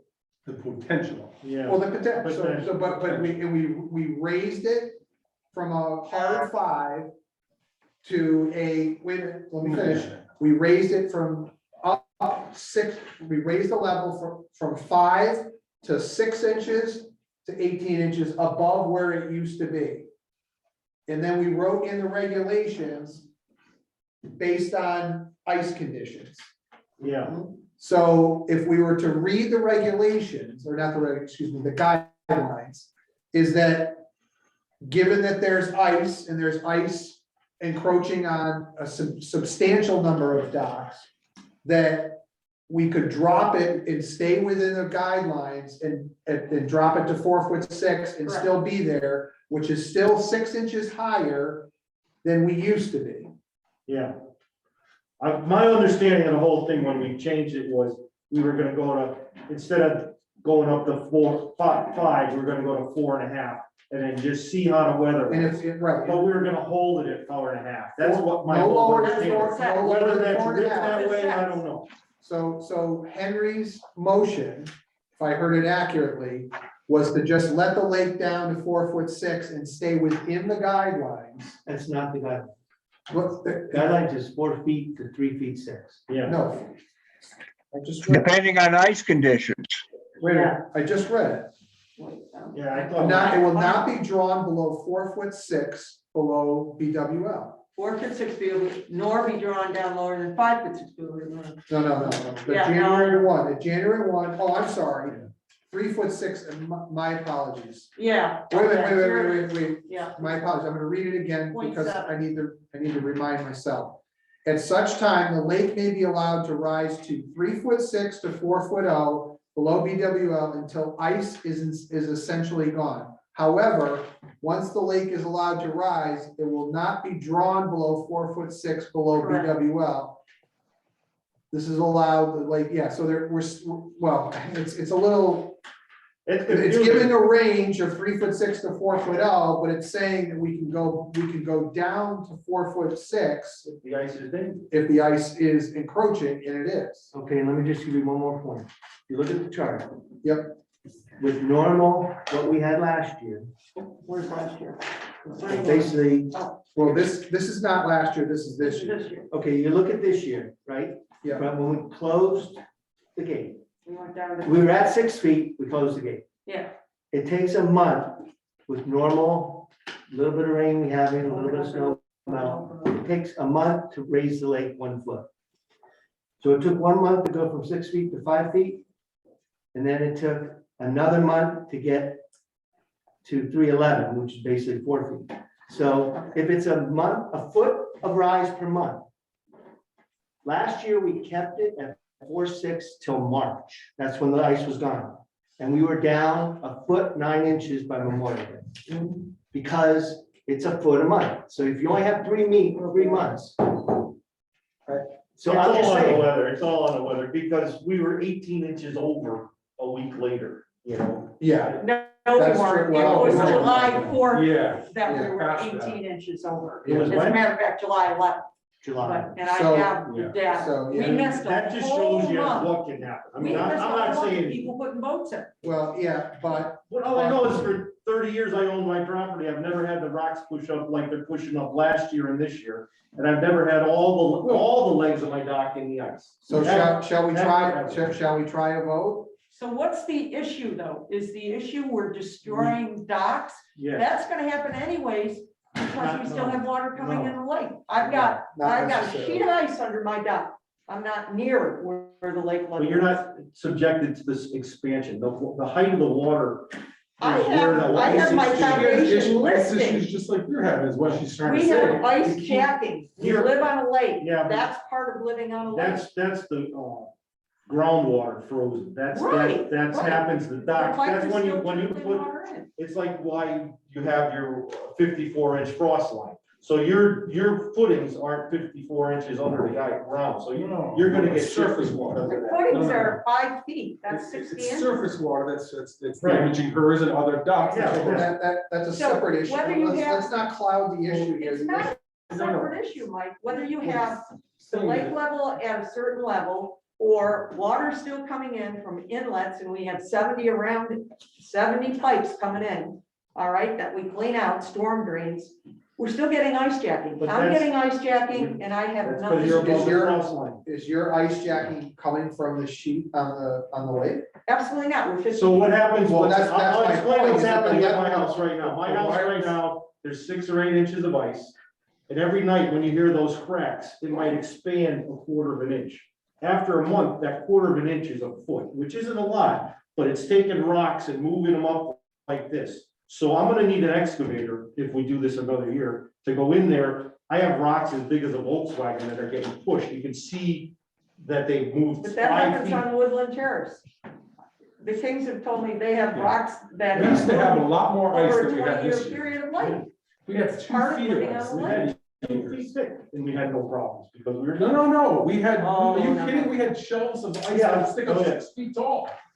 You know, you couldn't even access part of the lake in many cases, because the ice sheeting would go up so high. Yeah, but that was because it was going up on the rocks that were there, not pushing. No, it's pushing and it's, Okay, so Well, I'm, I'm all I sorry, know are is you, are you? Yeah, threw it in my dock and threw it Are here you in next favor door. of 4 foot lower or higher? Water quality of the lake. I'm, Well, we got the motion right now. Let's. We have the motion, so do we want to keep debating this or try? for a Call the vote? question. Okay, so I want to reiterate the question or the motion is, Henry, you're setting a motion forward to recommend that the lake be drawn down to 4'6" and held there. Is that what your motion is?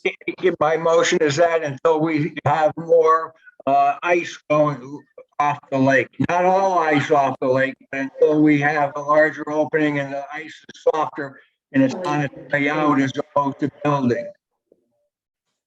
Okay, Is there an amendment? I asked for an amendment to the motion to, So, I want to make sure we're not trying to vote for this minute. We're not trying to change the Yes. guidelines. we're not changing the guidelines, we're staying within the guidelines because the guidelines say it will not be drawn down below 4'6". My only comment now is that, this should be up to the gatekeeper.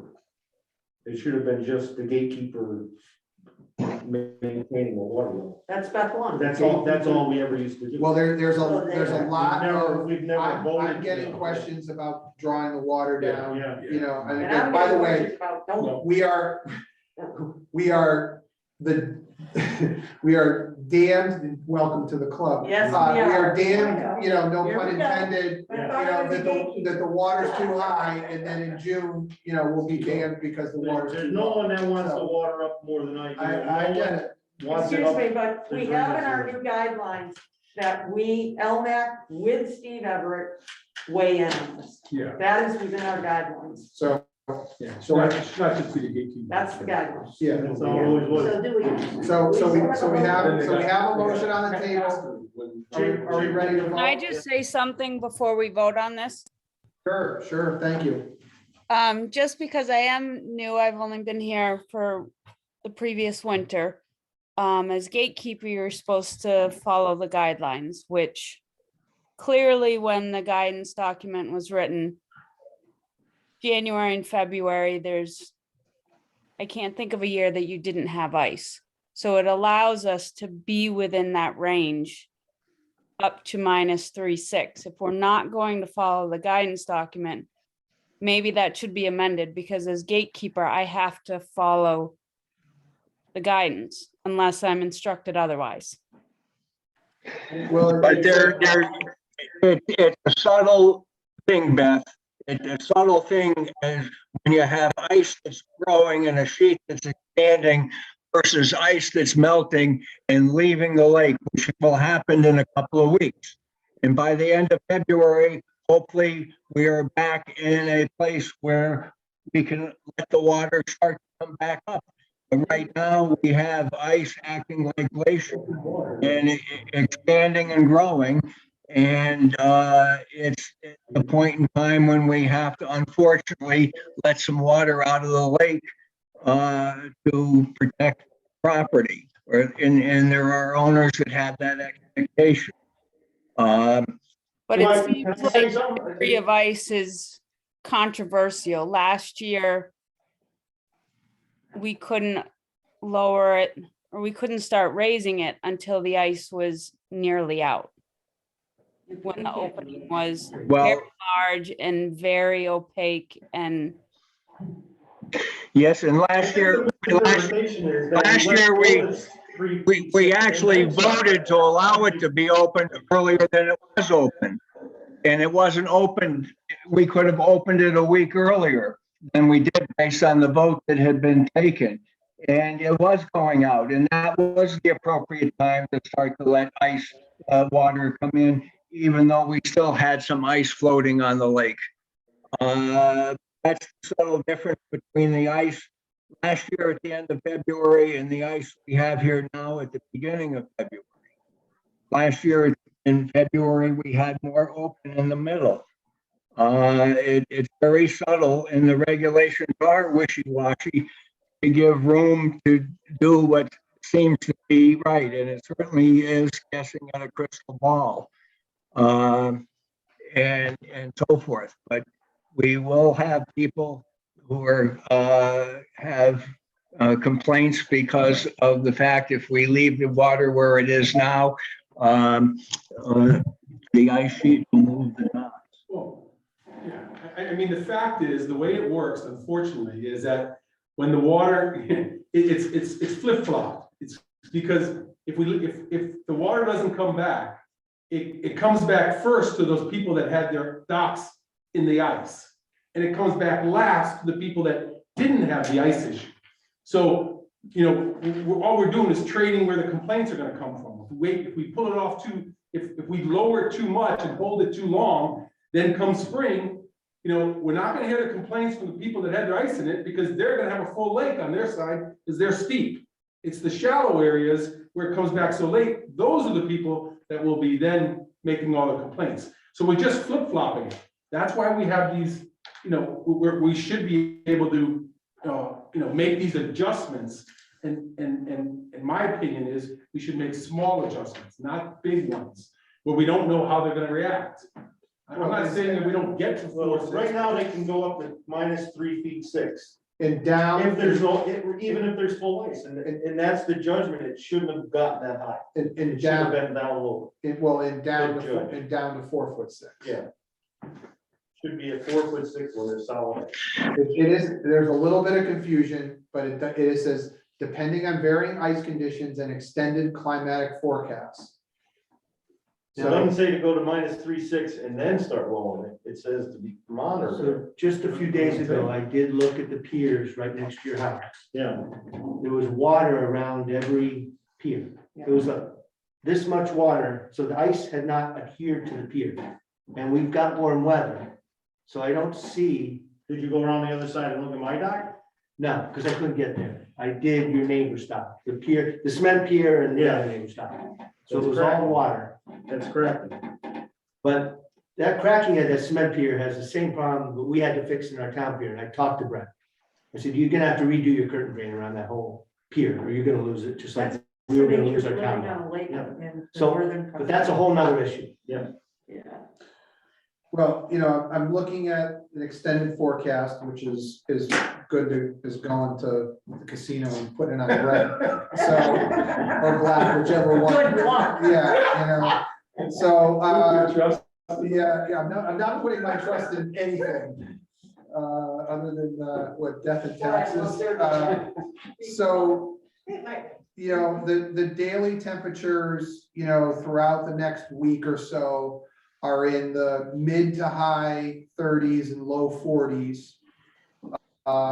And then start to kind of dip down, and then the overnights are in the, teens to 20s. So with that information, is there anything that would change our decision about going, well, we haven't made it yet, but influence our vote on going down to 4'6"? I see it below freezing every night. That is true. That's what I said. Every night below freezing. Every night it's gonna be in the teens to 20s. Yeah. So, The important thing that we also have to consider is the fact that as February goes on, we get more solar gain. And the solar gain is very important for ice out. And I'm hoping that before the end of February, we can be back in the high threes on the water again, but a lot will depend on us getting rid of these Arctic blasts that come in and take us down to the teens. Henry, to your point, the solar gain is much more in February, and when you have open areas on the lake, that changes it dramatically. It always has. When we've had a solid lake, it takes twice as long, if not more, for the lake, for the ice to go. Now, time out too. Correct. And that's why I'm hopeful that we'll be able before the end of February to start letting the water in. I'm not talking about doing this and holding it till March meeting. I'm talking about doing this. We need to do this for the next 10 days. When you open your dam, your gate right now, you lose your entire snowpack. You're gonna lose all the gain we would have had when the snow melts, because you're dropping the lake. And if it's like last year, we're doomed. We just can't go. okay, we're not doing Can't go this. to I March. wanna put something in context here. This is a very high quality problem that we have. If we're down 8 or 10 inches in June. Okay, this is not, no one's dying, okay? Nobody's getting any, nobody's I just. nobody's losing money. I took all the phone calls. Let's Yeah. just say that. Okay, well, There's a lot of unhappy residents. And that's fine. In my office. But there are a lot of unhappy residents, like myself, who are gonna spend $5,000 or $10,000 on a new dock because the ice is gonna jack it around. Yeah. So, I'm sorry that, and I am biased, and I'm gonna be very clear about it, that, I'm one of the people that has to, buck up thousands of dollars every year, not every year, but when we get serious ice jacking, I'm the one that has to pay for it. So, And I'm paying for our dock to be redone, which is not near the lake level, and ice jacking still happens. So Well, I'm not sure ice jacking you're- happens just because the water is fine. Your experience, frost. No. Sure. okay, Yeah, it is. okay, but Come so on out, and look at it. either way, so we have a motion on the table, we're ready to vote? I had asked for an amendment to the motion to be, meet us in the middle, and someone explain what the numbers are. Well, someone has made a motion at a specific number, he would need to make that determination. You'd have to, she could make an amendment and have to have somebody else second it. But I'm not going to accept a friendly amendment to change the number from 4.6 at the moment. Okay, then we'll vote on 4.6. So all in favor of lowering the level of the lake, or recommending to the Board of Selectmen and the gatekeeper to lower the level of the lake down to 4'6", say aye. Aye, 1, 2, 3, 4. We have 4. Is that what we have? 4? Okay. And nay? 1, 2, 3. Okay, any abstentions? I guess that's it, that's everybody. So 4-3, we have a vote to drop the level of the lake to 4'6". My motion was though that it wasn't to be until the ice starts to retreat as opposed to grow. So, you know, we're not stuck at doing this until we get to the March meeting. My suggestion is, with not really much knowledge, we gotta relieve the pressure of the ice jamming. So if we probably open the gate 4 inches or 6 inches and took a little pressure off, and instead of just shooting for a number, it would take the pressure off the movement. Well, then- And see where it goes in that model. It may not go down to 4 feet 6. But that's right now, Yeah. the motion has been passed. But we can do that by. Right, we can do it in I agree with David, we can do it in stages. We don't have to be opening it That's to not what you 13. said for a motion. Well, we can say for 4, we could open it. It's all a learning experience. So I'm Learning and growing here. My suggestion is to open up 4 inches. But now we're Until- changing the motion. So, And No. that's a motion. I'm telling them how to do So it. amend it, because you. We're not changing the motion. Where the motion is to let it go down to 4.6, but it doesn't say how fast we have to do that. It's saying that we're letting the water out. We don't have to open the gate 20 inches to do it overnight. Well, Yeah, I want to. maybe we're gonna reword the motion. Okay. So are we leaving the motion as is? Well, if you want to, No, there needs to be a time. Go to the 4-6.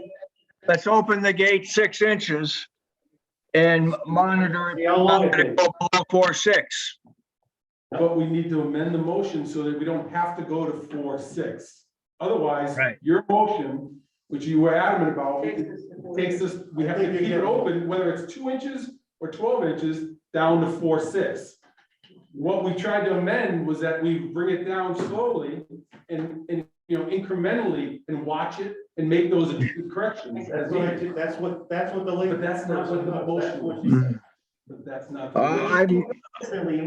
It takes 2 weeks to get there. The motion is take it all the way down to Doesn't 4-6. Steve ever have to wait? But it would take too much time. All right, do we want to make an amendment to the motion to recommend how much we open the gate? Make a motion, yeah, 6 inches for the next 2 weeks, like that, is that what you want? Henry?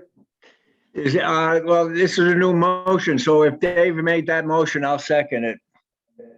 What's the motion now? So Dave Open is the making, gate 6 inches for the next 2 weeks to see where we get. so it doesn't go down That so takes fast. us to where? We don't know. We don't. No, not No lower than 4'6". No. longer. Exactly. No lower than 4.6. Okay, so there's a motion, there's a second, all in favor, aye? Aye. Nay? I don't even understand this. So that would be called an abstention. I think, Just passed. it's what we want. I'm Yeah, not even sure- it's I'm what not you- even sure I get it. it's a moderation of the moderation. And I would just say, the guidelines also say that our selectman has to weigh in on this. So I think we're giving him leeway also. And all we are is an advisory board. Yes, And so we're gonna bring a motion, that we advise this, and he can say, Well, Not so we're much. giving him wiggle room. yeah, he can say, Sure, he can yeah, change. or he can say, yeah, he can say that was what I was thinking, Mary, so. All your arguments for nothing. So thank you. I can So I remember, was on camera, you weren't, so. I can remember some winters where the gate was open at 4 inches the entire winter. Just Yeah. the kind of, it was open. Yeah, If we there's- have if there's that a lot of history water and that coming in. data, it would help us understand. Well, we're going to have it now. Yeah, So, that's yes. good What stuff. Beth is doing is fantastic. It's really great stuff. Yes, by the way, Beth, thank you. Really great Thank stuff. you. All right, moving on, water quality, okay. Fishing access, permit review, we have, We need a subcommittee on that. Yeah. We haven't gotten any farther on your plan. I haven't done anything. What's in here, so, Mayor, I think Mary, Oh, God. once your basketball season's done, once my season's done. Yeah, Yeah, and so- let's get back to finishing this up and come back with a finished. I'll product. take a look at it. Yeah, we'll have, for those, This is you know, what's on. people that are interested in permit review, we definitely have some need there, so. Wait, do we have Hint, it? hint, nod, nod.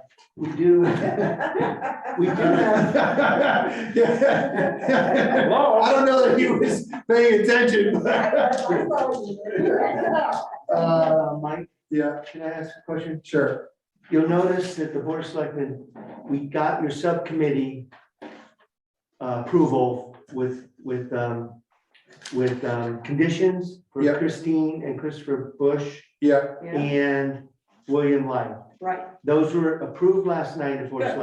Selectmen. okay. Now, I'll let Bill are know. you saying because they're on your agenda that you're going to vote again at No. LMAC? No, just no. No, we're now tracking them. So what happened, so what we need to do is in our agenda, we just need to track the status of those, and we need to present. Once multiple members of the subcommittee have approved it, Right, then it's done. but then does this mean you're putting it out here so you have a game plan to monitor the progress of the repair with your subcommittee? Well, that's what that is. Well, yeah, Yeah. we should do that. It was like, Bob used to do a middle meeting and an ending. meeting. Yeah, Right. so We'll plan on doing So that. what we'll do is we'll put a status of, That should have been written on the note that I Yes. wrote, but I didn't know that. yeah, fair enough. So it's been submitted. For Tanner and Lith have been submitted and approved. Tanner, we have not seen a review. No, on Tanner. Tanner didn't respond, Steve. Well, hang on a second. That's my sister, and she feels she's just been dropped off the end of the cliff because nobody's been back to her. We actually, Steve Harrington reached out to her and never heard back, so we did not. do Well, the I don't know how we did because, We did not have permission to go on the land. That's why we didn't do the site visit. Yeah, I called the other two, but I didn't call your sister Oh, when I was doing that. I may have misunderstood. Okay. I know. Yeah, Steve and was gonna- we're just trying to do a repair, to replace a dock that got taken out by the storm. Come on, guys. Okay, hey, Henry, Yeah, Henry, You're part of us. listen, we're a volunteer board, okay? Yeah. We're doing the best we We're can. losing it. Yeah, all right, so this is why these are now on the meeting minute or the agenda, is so that we will track them throughout the process, okay? So status on this one was submitted, and that needs follow-up, Right. okay? it was So, submitted in October. Did Steve go to? okay, Henry, I got it, Yeah, okay? I got it. Yeah, I If you wanna pay me $500,000 a year to monitor this stuff, put it in the budget. But until then, I'm a volunteer, okay? All right. So, Henry, so there back to will be this, we're doing, health hiccups as you yeah, know. so, We'll get there. okay. Has Well, Steve you gone sure you back- wanna try? Has Steve gone back to Florida? So, Yes. Is he back? He went- I didn't see okay, him. so will someone follow up with Candace Tanner? I I still have the application. Or did you? I'm not gonna be around for the next 2 weeks. Okay, I'll follow. Okay, so who else can, on the subcommittee can, The only one on the subcommittee was Henry. The only, actually, let me see, tomorrow is the only time. You were on the You're in the subcommittee. subcommittee, James. Okay, so, I thought you said, do you have the application? Yes. yeah, I'll get it from you. So I'll reach out to her. We'll find a time to wander over there and we'll get it done.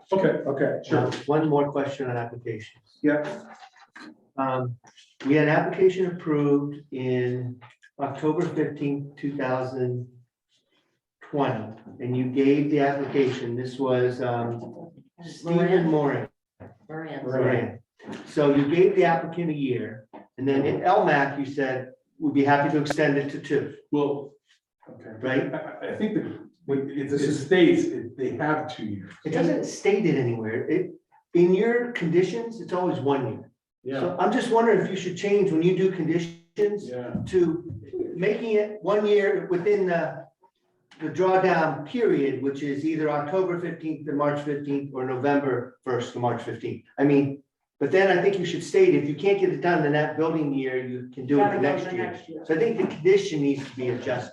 Okay, yeah, Yeah, makes sense. So, I always thought it said 2 years. no, it just says 1 year. I'm sorry, this was I think Moran. zoning- Maureen. Moran. So then there's another question. If it extends to the second year, does wetlands have to review it again? So our wetlands agent wants to know if she has to look at this at their wetlands If it's meeting. been approved and there are no changes within the Just- factors, it's fine. then it's fine. That's what I'll tell the There's no wetlands change agent. in design, there's no change in Okay. So anything. we'll work on your permit form to give yourself a Yeah. 2-year building period, because most of the time, people can't get it done in the first season. And it should say a pre-check, a mid-check, and a Yeah. final check, right? Okay, so we'll work on that too. Yeah, we did do that one. Is that back? That ought to be an old form or something. Yeah. See that. And you know what? I'll give you all a sample of your form, so you can All right. give me feedback. Yeah, because Oh, we discussed that in December and said we had 2 years. Okay. All right, so, We got 2. okay, so Lythen, or Tanner is gonna get followed up on, ASAP. Lythen and Bush have been approved by both LMAC and the Board of Selectmen. Right? And Moran is now being extended. Yeah. Are there any other active, permits that need, to get added to the list that have either, been applied for or have been approved, not executed? Nothing I received, do you want? None? I think we're good. So there have been no other permits, wait, I want to be clear on this. There are no other permits that are currently in process, executed, meaning the work is being executed or applied for. I don't think there's any other There are permits. people working on their dock. Well, that's my point, is that there, Carmen's working on their dock. No, that was, Scott That was Carmen, already done. that was It's done. already done. wait, the work is complete? No, Okay, that's my point, that what I'm trying to say is, So we gotta do is a mid- per the process, we need to track the a midpoint in the construction Yeah. and to then look at it so at the Carmen end. is almost done. Okay, And Somebody Jim has to Blur look at didn't it. call us? Well, he's still doing the capstones, and the dock piers are done, and the walls done. And, I'm not going to. So you have to go over there, James, or one of you have to go. over It's there. easy to inspect, but you just Hey, walk. hey, Mike. Yeah. Hey, Mike, I'm gonna take an action to put together a spreadsheet that shows when the permit was requested, what the progress is, and when they're complete, and we'll be able to show that in the meeting, okay? That's good, Thank you. because That would be Jen and I are amazing. having trouble following all this. Well, that's what I wanted, that's the reason it's here, and that's the reason why we want it on, Good. now on the Yeah. agenda, so that we can track it, but thank you, And a Bob, if spreadsheet, you could do that. once a month would be With, awesome. well, yes, with each stage, and then just fill in the date when each one of those stages have been done. Mike, I don't have a copy of the list that you have. Do you have show Harrington on there? Because Harrington's doing some wall work. Steve Harrington?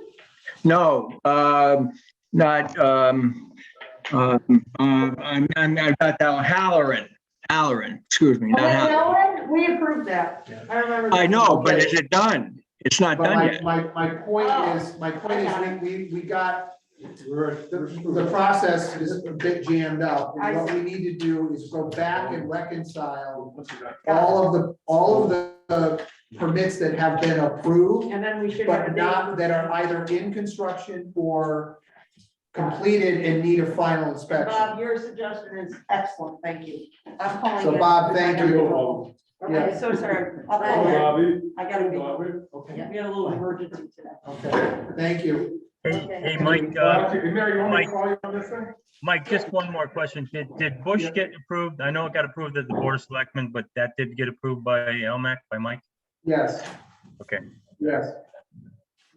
So right now, So they get I'll add approved that by to the the list. subcommittee, and then we look at them if if they're Yes. If it's the time doesn't work. So the process is that they get Yeah. applied for, the subcommittee goes and inspects. Yeah. If it's clear cut and at least 2 members of the subcommittee can approve it. Yeah. Then that's it, it's done, and it just gets brought here for notice, Okay, okay? we gotta get And that, then- we gotta get that written. Yeah, and that's what Bob is gonna start, because that spreadsheet will be a big help. Yeah. So then if there's any question or issue with the permit that either it's Yeah. gonna get denied, or there's a technical issue or procedural issue or whatever, then it needs to come in front of LMAC so that we can support you as the subcommittee Yeah. to make, so that you're not making that call on your own, right? So that we can all bring our heads together and figure out how to deal with that problem, whatever it may be.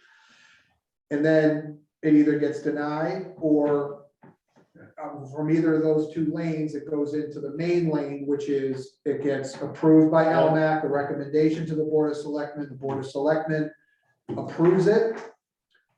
And then they start construction. And then during, there can be either, a pre-construction consultation if the owner needs it, or a mid-construction inspection. Okay, and then a final inspection after the work has been completed. And that closes out the process. Yeah, that's exactly. Yeah, it's a simple 3-step process. Simple. Simple It's a separate maybe. simple 3 times 3-step process. I can put them all down. Thanks. Yeah. Thanks for clarifying. Yeah, I'm glad I got that, Anything else, you just let me know. My problem is, I get home from work at 5 o'clock and then I'm away on weekend, so it's. Yeah, I get it. So that's why there's a That's group. why you have a couple of them Yeah. out there. Mike, do you know when you want to do the 2 applications for our consulting services? Because we haven't locked that in. Yeah. and we're running out of time. I understand that. So, so that was gonna be one of the next items. Great. Actually, it was the next item. The permit review flow chart continued, right here. Yeah, so the flow chart, Mary and I are gonna work on that after Yeah. basketball season. Yeah, okay, And and then, Bob. And so, Bob. so right now, the next thing is, review and discuss invites for RFP bid Correct. proposals. Okay, so, Dates. dates, we can do it at the next LMAC meeting if we want, I think that makes. and make it a special meeting. Doesn't have to be special, it'll just be the only thing on your agenda. It has to be Well, wait a special minute, but because we we Well, can't if have. you want to make it audience. executive session. We have to make an Yeah, executive audience. session because when they come in, they're gonna need to be isolated. We can't have, Yeah. we need, each one needs an isolated meeting. Each vendor needs Well, an It isolated doesn't have to meeting. be special, meeting, it just means that's all that's on your, it'll be regular, it's just an executive session. Executive session. Give them a Yeah, 45-minute window or something.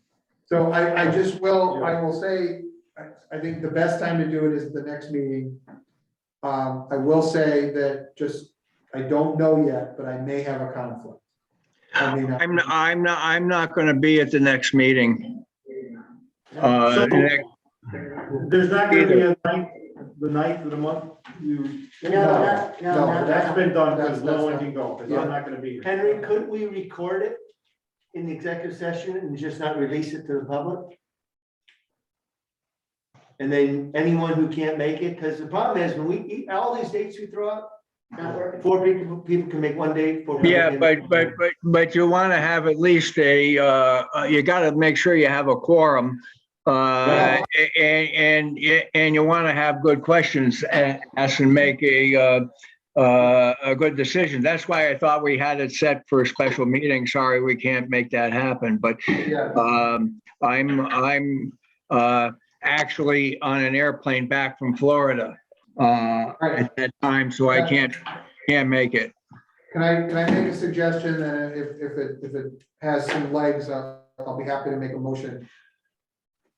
Would it make sense for us to have a subcommittee to meet with the vendors and make the decision? Or at least bring recommendations back to the board?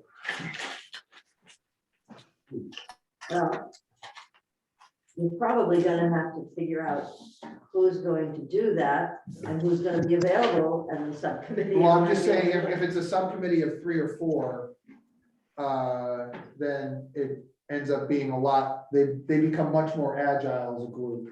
That's all I'm saying. Than trying to get, you know, Everybody. 8 or 9 people involved, so. What if we send out a notice if you wanna try that? What do you? Well, I'm just asking people, is there anybody? The other concern I have is timing of letting it go to March.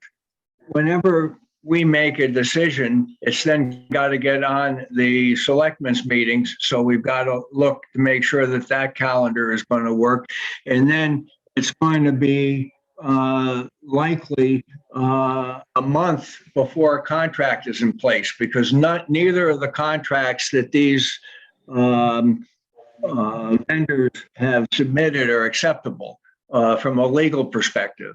They're all right in terms of what they propose to do for description of services and so forth, but the legal document is going to need some back and forth. To be sure we've got a vendor on board when we need them in April, potentially to get started, we're running short of time. So I think Mark's idea of a subcommittee and trying to get that meeting to be held in February is a good idea. Okay, so do I have any volunteers? I'll be here. Mary will be here. I'll volunteer to be one who meets with them in February. Okay, so we have Henry, I will too. okay, we have Phyllis. And we think Mary might be, I think she'll be here. Well, she's in her season though, isn't she? Oh, well, yeah, I don't know. yeah, she is in her I'll season. throw out a date and we'll see if she can make it. Yeah, Okay, anybody else? I'll ask her. February, okay. So who is it so far? Henry, Phyllis. Henry, Yeah. Phyllis, Mary, and Mary. Well, Mary's a question mark, but we Yeah, can ask her. yeah. Can we get somebody else? I could be in on it, but I'm about 50-50 whether I. Well, it's gonna be a weekday, it'll be in the evening, Yeah. it's just a question of when that night is. Are you traveling? Depends, I'll be Is it traveling. Mark, is it too late? Well, you can do it remotely, Yeah, I got a Is it- couple of weeks. but you can do it Is remotely, it, In a couple of weeks, right? yeah, you can do it remotely. is it too late to still try to do it, If I give it rolling. Mark? Is it too late to still try to do it next week with these guys, or what have we told them? We told them, could you hold open, I think it was in February 9th, There was a 7th and a 9th. 7th and 9th, and one of them said yes, and I forget. what You the said other no one said. because you couldn't do it on the 7th. Yeah, so just, don't count me in. I'm not here next week at all. I'm going on vacation. Mary, are you in? Unmute. Mary. Yeah, so go down, now hit unmute, or you ask her to unmute, Yeah. so she'll see that. Did you click it? Yeah, Okay. come on, Mary. All right, so. Okay, so She's unmuted now. I'd like to make a motion that there be a subcommittee to evaluate and interview the water treatment RFPs or water monitoring RFPs. And to make a recommendation for a choice of which vendor. And the subcommittee would be Henry, Phyllis, and Mary. Do you have availability to help with that? Would be just a small subcommittee. Likely. Yeah, I probably will. You just have to let me know the dates because of my, obviously, games. Well, Is there- we're is trying to there a make it better- small- we're Is trying to there a make it better small. date for Mary? Is there a date known for Mary now? Can Mary, Do you have a date, Henry? well, in the next 2 weeks, is there, I mean, you know, whether Wednesdays or Tuesdays or Mondays or whatever, what works, I know what's. I'm out February 8th. I'm out February 11th. I'm How out about, February 10th? February 10 is open. I can't do that. I'll be Oh. away. Now, wait a minute, but Phyllis, Henry, Phyllis, Mary, we can do the 10th? Phyllis, can you do the 10th? I'm fine on the tenth. I'm All open right. on, All right, let's do the 10th then. We got 3 people for the 10th. I'll check with the vendors tomorrow. Yeah. To see if that works for them. But so, Okay. so all in favor of having a subcommittee to evaluate the RFPs, aye? Aye, everybody's approved, okay. Any opposed? Okay, And you're okay with the vendors coming in by Zoom? however However they want. however you guys Person or figure it Zoom. out, however you guys figure it out. Okay, Do you Done. want an alternate date other than the tenth? yeah, throw it down, one more date. Give us another date. Who's available after, or around after that? How about the 15th? The fifteenth? so far I'm open. David? Zoom. That's all right. Are you available on the fifteenth? Okay. All right, Now, this meeting room won't be available on 15th, that's a board of selectmen meeting, but but that's fine. We don't need it. You don't need it, it can all be done via Zoom, right. so, Okay, so we'll check on the 10th or the 15th. yep, Right. okay.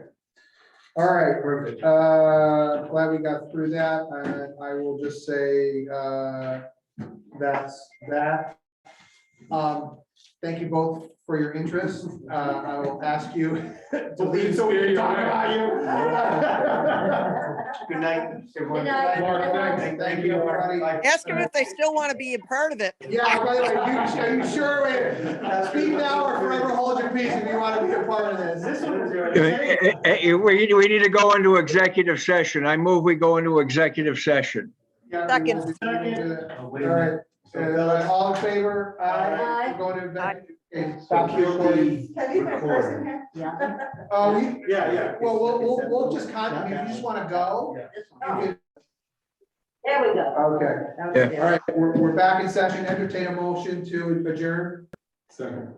Well, I didn't, Oh, yes, motion to adjourn. okay, we have a second. Second. All in favor? Aye. Aye. Thank you. Thank you very much. Hope you all have a great evening. Okay, so, you can stop the meeting. Okay. So